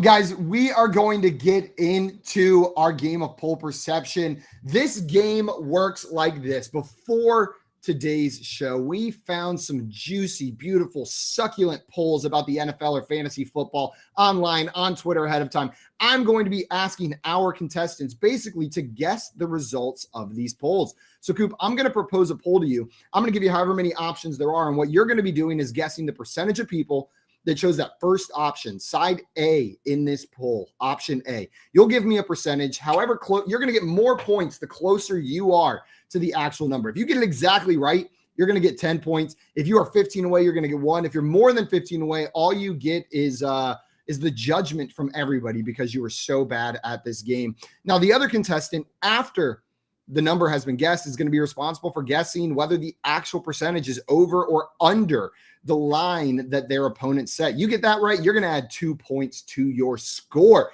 We got a couple polls. We'll go back and forth. Each of you guys are going to play 2 rounds. Whoever has the most points at the end of that is going to be our poll perception champion today on September 1st. You're going to start the month out with a victory first thing in the morning. Coop decided to go second. So, JL, that means you are first. Are you ready for your first poll? So stay ready. Let's go. Okay. This one comes from the NFL Twitter at NFL with over 38,000 votes. The question was simple, JL. It said, who you got? Dolphins, Patriots, Jets, or Bills? What percentage of people chose the Dolphins in this poll? Dolphins, Patriots, Jets, and Bills. All right. So I like to start these out and just split the percentage evenly across and then go from there. So we'll assume 25% for each team. Dolphins, Jets, Bills, Patriots. I have to assume that that the Jets fan base is not going to be strong enough to outweigh all of the just hatred for the Jets from the rest of the community. I don't know if it's hatred. It's more like... No, it's hatred. Realism? Is it hatred? Just from where I'm sitting. Condescension? I think it's just people who watched the Jets last year. Know what I'm like if you just watched them. Like, I don't think it's hatred. It's just you can't hate a team that's just so bad. You just feel bad for them. You can? You just hate them for being bad? They're from New York City, bro. And also you hate New Yorkers. Mark Sanchez did beat us in the playoffs that one time. So. Butt fumble himself. Mr. Butt Fumble. Yeah, Mr. Butt Fumble. So all right, so yeah. I'm gonna assume the Jets are lower. I'm gonna put them maybe at like 8%, which gives me some amount to work with here. Bills have to be number 1. I have to assume here. And then Dolphins could be sneaky and Patriots could be sneaky. I think all 3 of those are probably going to be around the same area, with the Bills leading by at least a semi-decent chunk. I'm going to go with 29%. On the Dolphins, of course. 29% on the Dolphins from JL. Coop, do you think the actual answer is over or under JL's guess of 29% on the Dolphins here? Who you got? I'm going to go under on this because I think the Bills are going to win handedly. Anyone that's being unbiased and reasonable is going to pick the Bills. But the Patriots also... The Twitter, yeah. Unbiased and reasonable. Twitter. Twitter. Yeah, I've already messed up. Download on the App Store. Right. But I'm going to say under. I'm going to say under. And also, I think there's... fan bases. One of the biggest ones out there, besides maybe like there's probably a couple teams. The Patriots are a massive fan base, and a super online fan base, as we know. So I doubt any Patriots fan would ever click the Dolphins button. I bet the Patriots fans are clicking their own button, which is going to take that percentage away a bit. So I'm going to go under. I think the Bills are going to be super high, and then the Dolphins and Patriots are going to be somewhere like 20 or below. somewhere. Now. Patriots fans love clicking their own button. It's one of their favorite things to Yeah. do. Just when that button can't presents stop. itself, they can't stop clicking their own button. Hit that Guys- fun button. Hit that fun button. Hit that fun if button you right- if hit you it right like now. if you like or hate the Patriots, smash that fun If button. you like or hate, Just think about what we don't have two different buttons right now. I don't think so. If you're Smash not that. indifferent towards the Patriots, hit that fun button. If you're you a are Patriots fan, indifferent, Yeah, if you're a Patriots fan, call in, and we'll do you guys just, think we could get a fire just Keif say button nice made? things about you. Yeah. a fire That's Keif button. awesome. Yeah. Yeah, and if it reaches a certain amount, then it just happens. Can we fire Then I'll- Keif? Yeah. If you want Keith to be fired because we did rehire him. Then Every time, smash that every fun time button. Keif does something you don't like, smash that fire Keif button. Guys, we had some guesses in the chat. 22% from Eric, Fantasy Nav, Kevin Tompkins with 18%. Then we've got 20% from Craig, 17% from Jordan Loop. Then we got 15 from Dame Overboard, 7 from Skeeter in the chat. So a lot of good guesses. And then Better Thomas in here taking the under on the line you said, JL. Well, guys, the actual percentage of people that chose the Dolphins in this poll was 13%. Yeah, 13 percentage points. So JL, you were 16 percentage points away, which is just outside of the range. You are going to get 0 points and the judgment from all of us right here. Yeah, Jay in the chat saying, way to blow it, JL. Absolutely. Been blowing way to it the blow whole JL. show. Got 0 Who- points in Jeopardy. Now I got Because you're 0 gonna points get- of full perception. You're going to get 2 points for that one. And JL, if it makes you feel any better, It I doesn't. think of all the people that guessed, every single person in the chat, Coop guessing under, you were the only person who wouldn't have scored any points on that. Every single other That person does would have make scored me feel points. better. Does that Good job, make you everyone feel except Much JL. better. Great job to everybody Hey, not smash named that, JL. smash that fun button for everyone but JL right now. Yeah, smash that fire JL button. Coop, you got an early lead, 2-0 now on this one. Are you ready for your first poll? I think we're out of time, right? Oh, no, not quite, not quite. You know, I did want to tell you guys how that one broke down. I thought you were before, serious. I was like, is I the was, show trying, over? I was trying to be like, yeah, we're out of time. 2 points wins. get that victory. The Bills did get 72% of the vote in that last poll, so it was overwhelming on the Bills side. The Patriots, the Dolphins were at 13%, like I said, in second. The Patriots were in third with 9%. So, Coop, I do think you're right. That's a decent chunk whenever you're looking at a team that probably actually has 0 shot to win that division over the Dolphins and the Bills. And then the Jets, sorry, I just roasted you a little bit as a Patriots fan. The Jets at 6.2%, which was higher than I even thought that was going to be. Scotty Fishes in the chat says, "What are the Patriots? I don't know. So I won't touch anyone's button."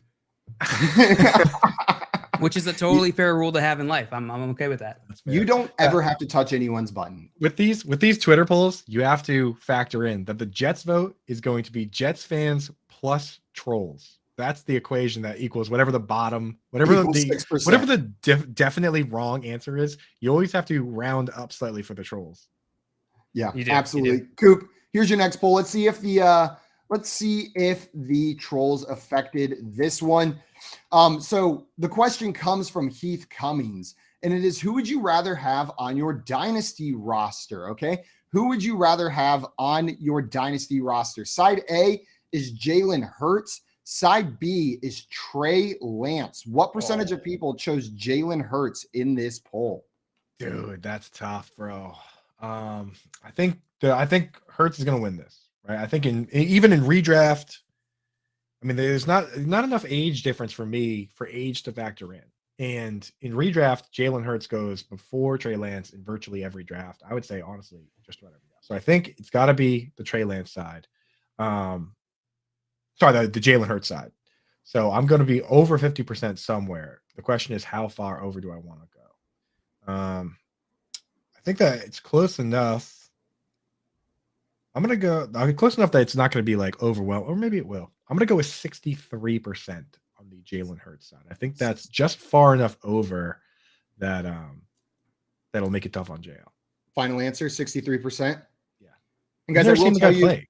there was a see results option in this poll, but I have eliminated those votes from, I just took that percentage out and did the math of just the people who voted on the players. So if someone voted on see results, it's not included in the percentages right here. Just so you guys know, there's a little bit of context. There were some undecisive people who didn't want to make this decision. Shame on you, first of all. Be decisive. Pick a side. JL, do you think the actual answer is over or under Coop's guess? I'm just looking at the guesses in the chat. Shout out Dame, waking up First early. of all, minimize that chat, JL. You think the chat knows better than me, Coop? Half of them just said 69, bruh. But and almost all of them have more points than me at the moment. 420 sublime, bro. I'm gonna go with the over. I think it's over. What did you say? 60 something? 63. Doesn't matter. Doesn't even know the number. Doesn't even know. I'm taking the over. It's gonna be higher than that. Could be. Could very well be. Okay. JL taking the over. We had guesses in the chat. I saw 54% from Jordan. Dame in here, up early with the 69. Sup, Dame. Welcome in. Glad to have you here. Jay Cabasa with 58%, and then Craig down there with 53%. So, JL, looks like most of the guesses are on the under of Coop's guess, with Dame being the lone person on the over with you. But you got good company, you and Dame. You know what I mean, that's a good squad to be part of. Guys, well, the actual percentage of people did you hit P's too? What'd you say? Did you hit PRH's guess? Yeah, the restream, he comes in with the 55 and the under. 55% from PRH. I did not see that one over there. We got 55% from PRH. So another one that disagrees with you, JL. Yeah, another of my enemies. Another JL's sitting here. He's like, wait a second. There were more people that think I'm wait, guys. Don't undersell it. Yeah. As well, the actual percentage of people that chose Jalen Hurts in this poll was 69%. Oh my God, 69%, Dave. You nailed it on the dot. Good morning to you on the West Coast. 69 sup is the correct. Can we get Dame a Mushu pork chapstick, please? Yeah, absolutely. Nice. And guys, I'm excited. It was 65% before you took out the votes that didn't count, before you did that math, subtracted it from the pool, the percentage. But 69% of the people that picked voted on the Jalen Hurts side of this poll. Nice job, Dame. That was good work. And JL, you know what? You got the over right. That's going to give you 2 points. And Coop, you were within 10. You were just outside of that within 5 range. So you're going to add 3 points to your score, giving you a lead of 5-2 after the first 2 questions. Man, if you can go meme answer, you got it. Yeah, sometimes the meme answers are the right answers. Just because it's a meme doesn't mean it's wrong. We're going to move on to the next poll, round 2 right here. JL, you've got the next one. Are you ready for your next poll? He is not ready for his next poll. That's okay. That's okay. He's losing. Him? You know what that was? It's whenever it's the kid. It's what we were talking about yesterday, the Scott Fish strategy at Scrabble. Like whenever you start losing, you never lose a game of Scrabble. You either win or you ruin the game by knocking all the pieces off. JL just knocked every piece off the board. He just reset his router like some kid on Xbox, dude.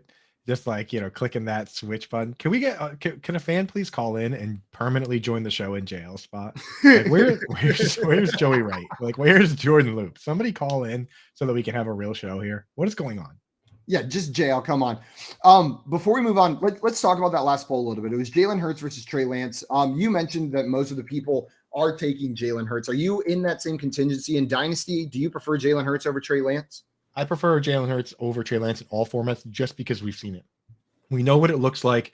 We know that Jalen Hurts has that monster floor because of his rushing. And now that they've added the weapons, the ceiling is crazy high. He absolutely has QB1 within his range of outcomes. Trey Lance does as well, of course, if he is utilized that same way, but we don't know that yet. Also, people forget that Trey Lance, he has had a very, we look at the overarching football career of his. It's not as decorated. Like he's not coming out as Joe Burrow, throwing 50 touchdown passes and being the Heisman Trophy winner. He's coming out of, not even the highest level of college football. Only has like 400 pass attempts in, at that level. And then last year he broke his finger, so didn't really play a whole lot. So he has a much lower floor. That's the problem there. That's the difference maker for me. They have the same ceiling, which is the number 1 fantasy quarterback, but the floor for both of them is not the same because Jalen Hurts has kind of already done it, and we haven't seen Trey Lance do it. Yeah, and I know there are people that have concerns about Jalen Hurts losing his job, right? I think earlier in the offseason, maybe Trey Lance would have been a little bit closer, but I'm getting more and more comfortable with. I think Jalen Hurts. That's his job. He's a decent quarterback, and he provides something for this Eagles team that's unique and that I think they value. So I'm not too worried about him losing his job, and I'm with you.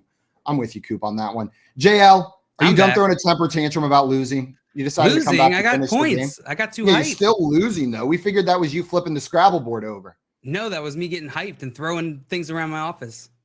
Okay. Dude, actually, when you left, literally, we've never seen so many fun button presses. Really? In the history of the show. Yeah, I think we broke the fun button again. Everyone More was than like, 420? Fun. Yeah. It was so just so you know.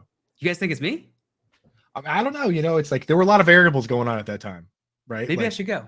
all of a sudden you were gone. The fun button started getting slammed. It could have been something else though. I think Scott Fish popped up in the chat. He's pretty cool, pretty famous. He's literally famous, so that could have been it. But literally famous. I like how he was. I was looking at the chat. He goes, "How is that Scott Fish strategy?" right, it's like we're pissing off actual celebrities in our chat, which is great. That's good. So, all right, let's get back to poll perception. JL, you ready for your next poll? Yeah, lay it on me. Okay, here is your next poll. This comes from @32 Beat Writer. So this comes from the NFL Beat Writers Twitter. How many leagues are you in? Best ball leagues don't count. Option A is 1. Option B is 2 to 5. Option C is 6 to 9. And option D is 10 plus. What percentage of people said they were just in one league? Just one league. All right. I'm going to assume a normal distribution here. It's going to fall under a bell curve. I think 2 to 5 is going to be the center of that bell curve. So I think not many. It's the 10 plus is going to be the smallest. And I think was it 6 to 9? Nice. Is that it? Yeah, 6 to 9. 1, 2 to 5, 6 to 9, and 10. 6 to 9 is 10 plus. Is definitely excessive, but I'd say that's like a lightly obsessive person. 10 plus, you're an animal like us all. I'm gonna go with 20. Wait, I'm guessing on 2 to 5. On 1. Oh, I'm guessing on 1, right? I'm gonna go with 36%. 36% on that one. Coop, do you think the actual percentage is over or under JL's guess of 36%? Dude, I think JL's logic is legitimately perfect for the overall if we're taking society as a whole. Oh, like, no, I think there's a but. In society, that's probably right. But In 32 beat writers is actually a pretty sharp account for you to be following. Like, you don't follow the beat writers account if you're not deep in the fantasy football sphere. So I think I'm going to go under. I think the vast majority of people that follow 32 beat writers are deep in the fantasy game. They probably have more than one. Or the football. I'm going to go under on that. Yeah, it could just be. But the thing is, those people, there isn't an option for people that just say that no.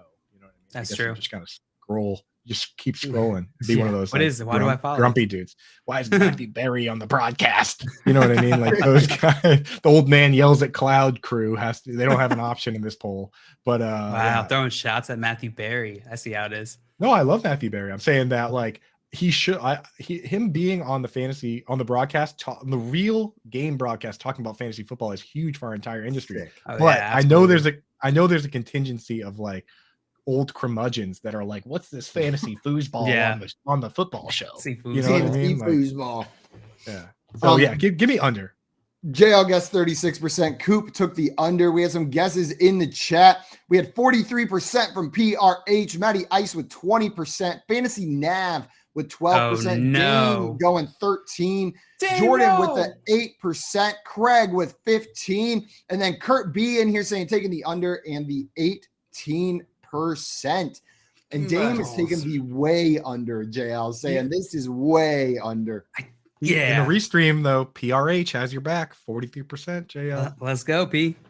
Yeah, he also says that he only plays in one league himself. So he also kind of repping his people.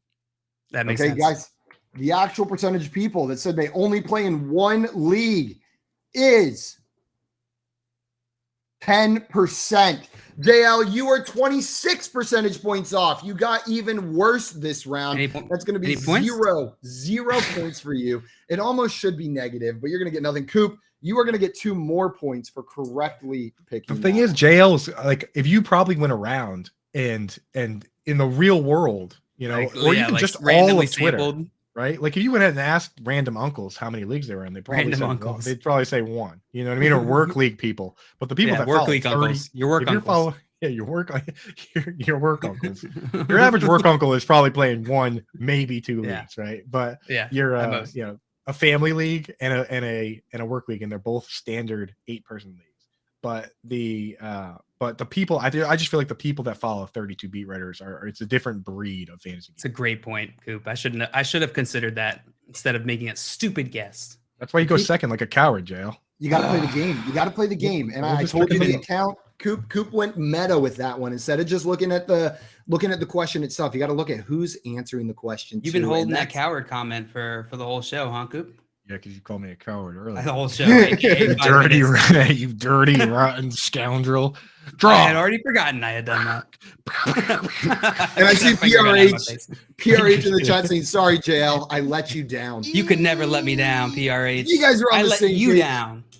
Coop, we are going to get to your final poll in a second. Yeah, I think you already have this game locked up, but we're going to see if you can extend the lead or if JL can make it a little bit closer. Before we do that, though, guys, I want to remind everyone, coming up right after this, Moose and Keith are going to be on from 10 a.m. to 11 a.m. Then at 11 a.m., we have a new show coming on the Better Sports Network. Our friends over at Campus to Canton are coming on live at 11 a.m. So you're going to want to make sure that you stay tuned for that. It's a cool new format, Campus to Canton. If you don't know what they're doing over there, yeah, it's all about taking the game from the college level all the way up through the NFL level. So you're following these guys. It takes Debbie to the next level. So make sure you tune into that show. Those are some awesome guys over there.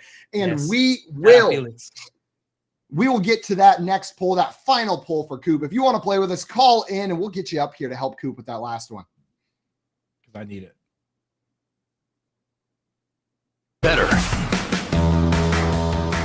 The way that I have it laid out, so I knew we'd get into this, so I put my own rankings up there. I have Taylor 1, McCaffrey 2, Cup 3. That's how I would draft it, especially, again, we're talking at minimum half-point PPR league, maybe a full point. I would have Eckler 4. Now, the one that I was debating on was where do we put Derrick Henry? Because there is a track record for guys that are like him, that carry the ball a ton for multiple years in a row. He's coming off an injury. I know he was fine going to the playoffs last year, but all his yards per carry were less. His yards after contact were less. So I'm a little leery of him right now. I think Justin Jefferson in that Minnesota offense, I think Kirk Cousins is a sleepy, good, just solid, consistent quarterback. So I would go Taylor, McCaffrey, Kupp as the top 3. Eckler is my 4. I probably go Justin Jefferson as my 5. I actually like Najee Harris this year in the long haul better than Derrick Henry. Wow, that's saying something. Yeah. Why is that?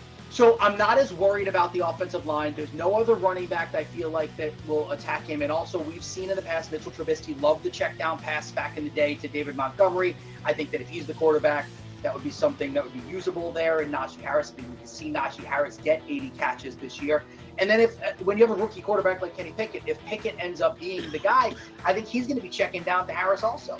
I think that Najee Harris has the potential to end up being, at the end of the year, the 3rd highest scoring running back. Ahead of Eckler, even ahead of Eckler with the Chargers. Eckler scared me. And I was watching an interview with him, and I can't. Did you see his interview? I can't remember what it was on, where he said, I'm excited to have other running backs in the room because I understand I want a long career. It was one of those like just cryptic things where will he get less carries so that he can have a longer career? From a fantasy standpoint, that hurts you. Yeah, no, that does. That might be the case, but when push comes to shove, is he the best running back in the room? He probably still is, yes. Right? So, yeah. And it's going to be a high-scoring offense in Los Angeles for the Chargers as well, with Herbert orchestrating it at the quarterback spot. It's interesting. Listen, I mean, you would not find a bigger fan coming out of Alabama than me of Najee Harris. And and I did not mind when the Pittsburgh Steelers decided to draft him. I understand what you're saying. I'm a little concerned about what Trubisky and Pickett are at quarterback this year. I know what we've seen in the regular season. I know Trubisky had some success in Chicago, has now lived up to the billing of being that franchise quarterback. Better Sports Network. It's Sports Talk. Sports Talk done better. Welcome back in, everybody, to the Front Yard Fantasy Morning Show. Good morning to everybody joining us. Glad you are here hanging out with us here on the Better Sports Network. We are about to get into our final poll of our game of poll perception. Coop, you've got the game put away, but this is just to embarrass JL a little bit, if you can extend that lead. Are you ready for your last poll? I mean, all of that sounds great. Let's do it. This poll comes to you from the Fantasy Pros account. So this is from Fantasy Pros.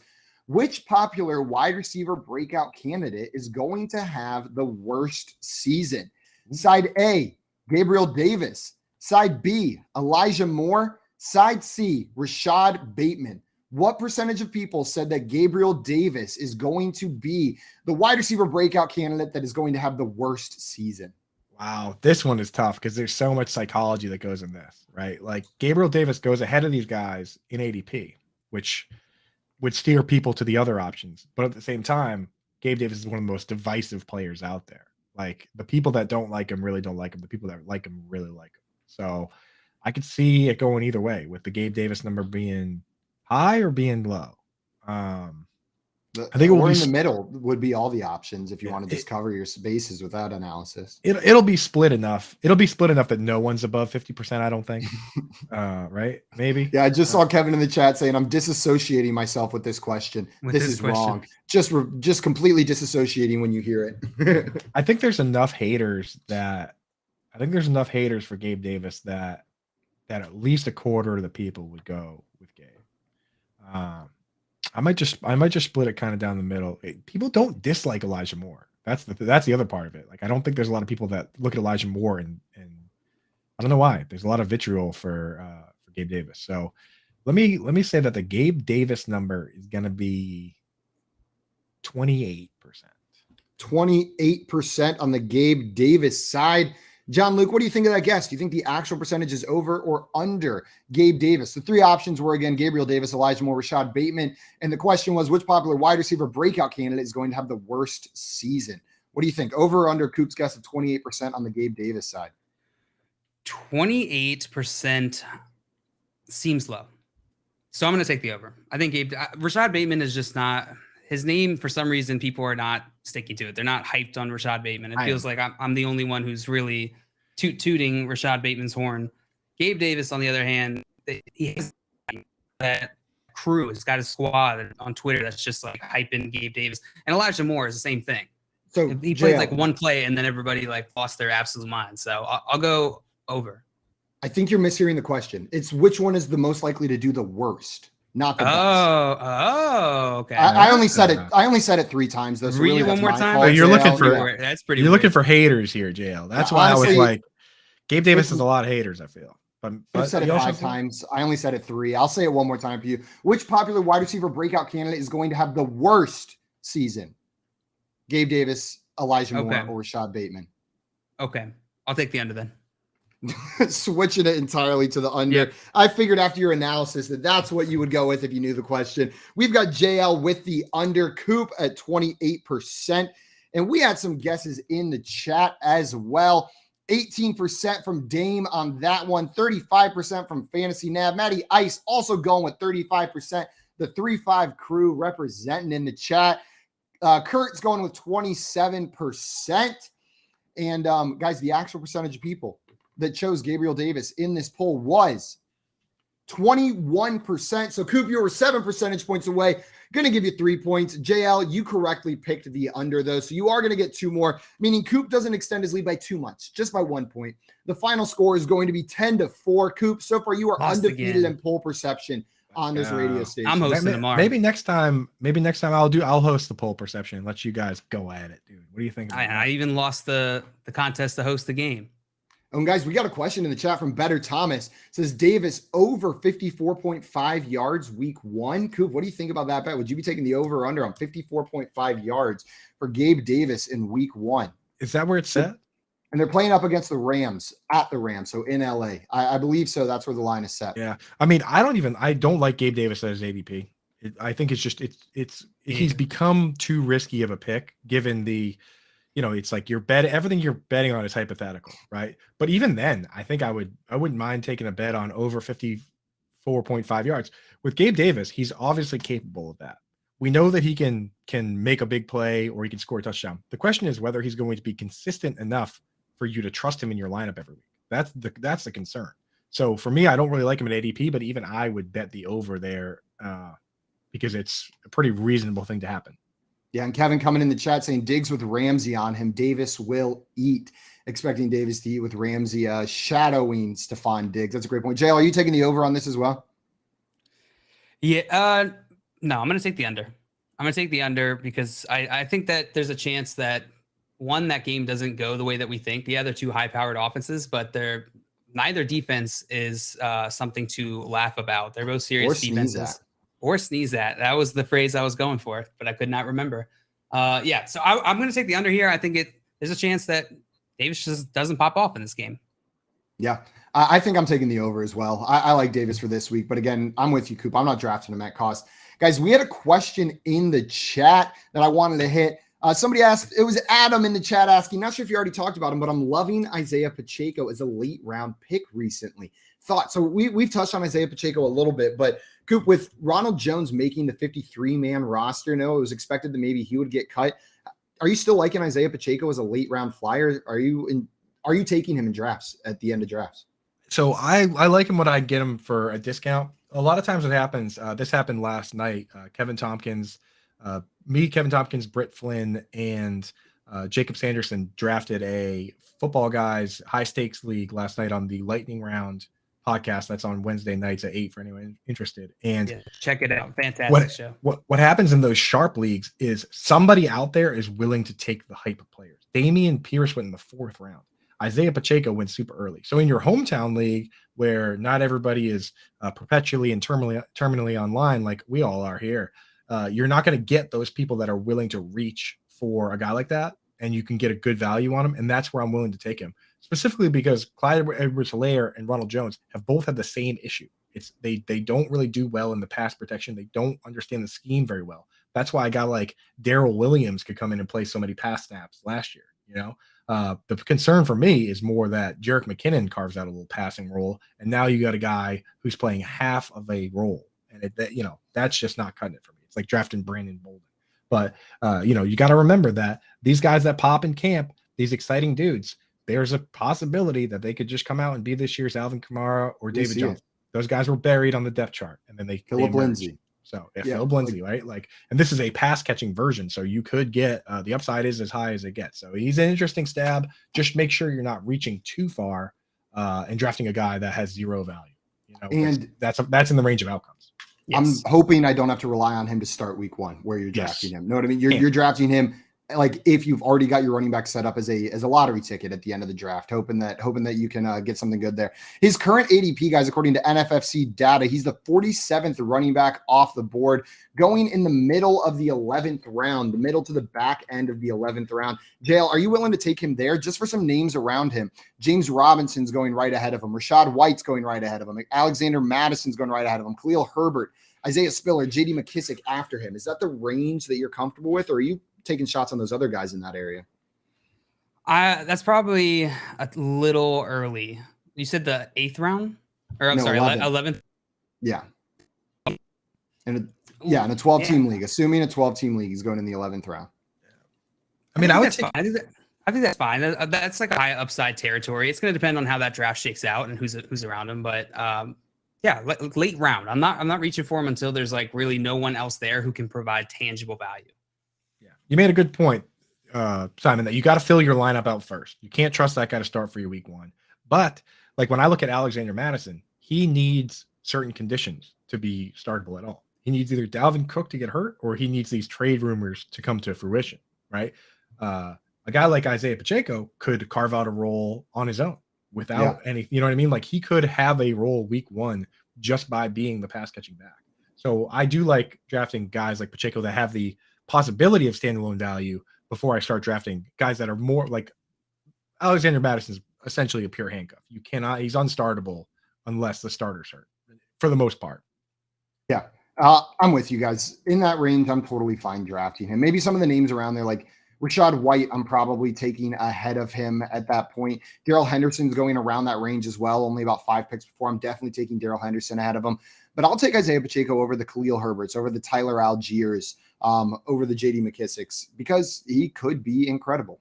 But that's where I lie on that one.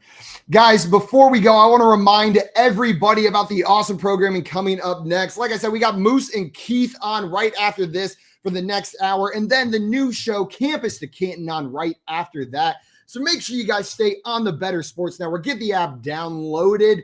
Get registered so that you can hit that fun button, hit the call-in button for these guys coming up after us. And everyone, if you are enjoying what we are doing right here, we are live every day over on our YouTube channel at Front Yard Fantasy. We play games. This week is mock draft week, but every other week we are doing nothing but playing games. Game show games like Pole Perception, Jeopardy that we did today for an hour every afternoon. So come and join us. Guys, we'll be back tomorrow morning bright and early here with the Front Yard Fantasy Morning Show. Until then, though, I think we're out of here. Any final words, Coop, you want to leave people with on this Thursday? The last Thursday without football until the playoffs start? Dude, I think I just got goosebumps when you said that, my man. Football is back, baby. Smash that fun button. Smash it till it breaks again, and we have to fire Keif for the 7th time this week. Yeah. Let's go, baby. Fun. Guys, we will see everybody tomorrow. Thanks so much for joining us this morning. Until then, adios, everyone. We love you.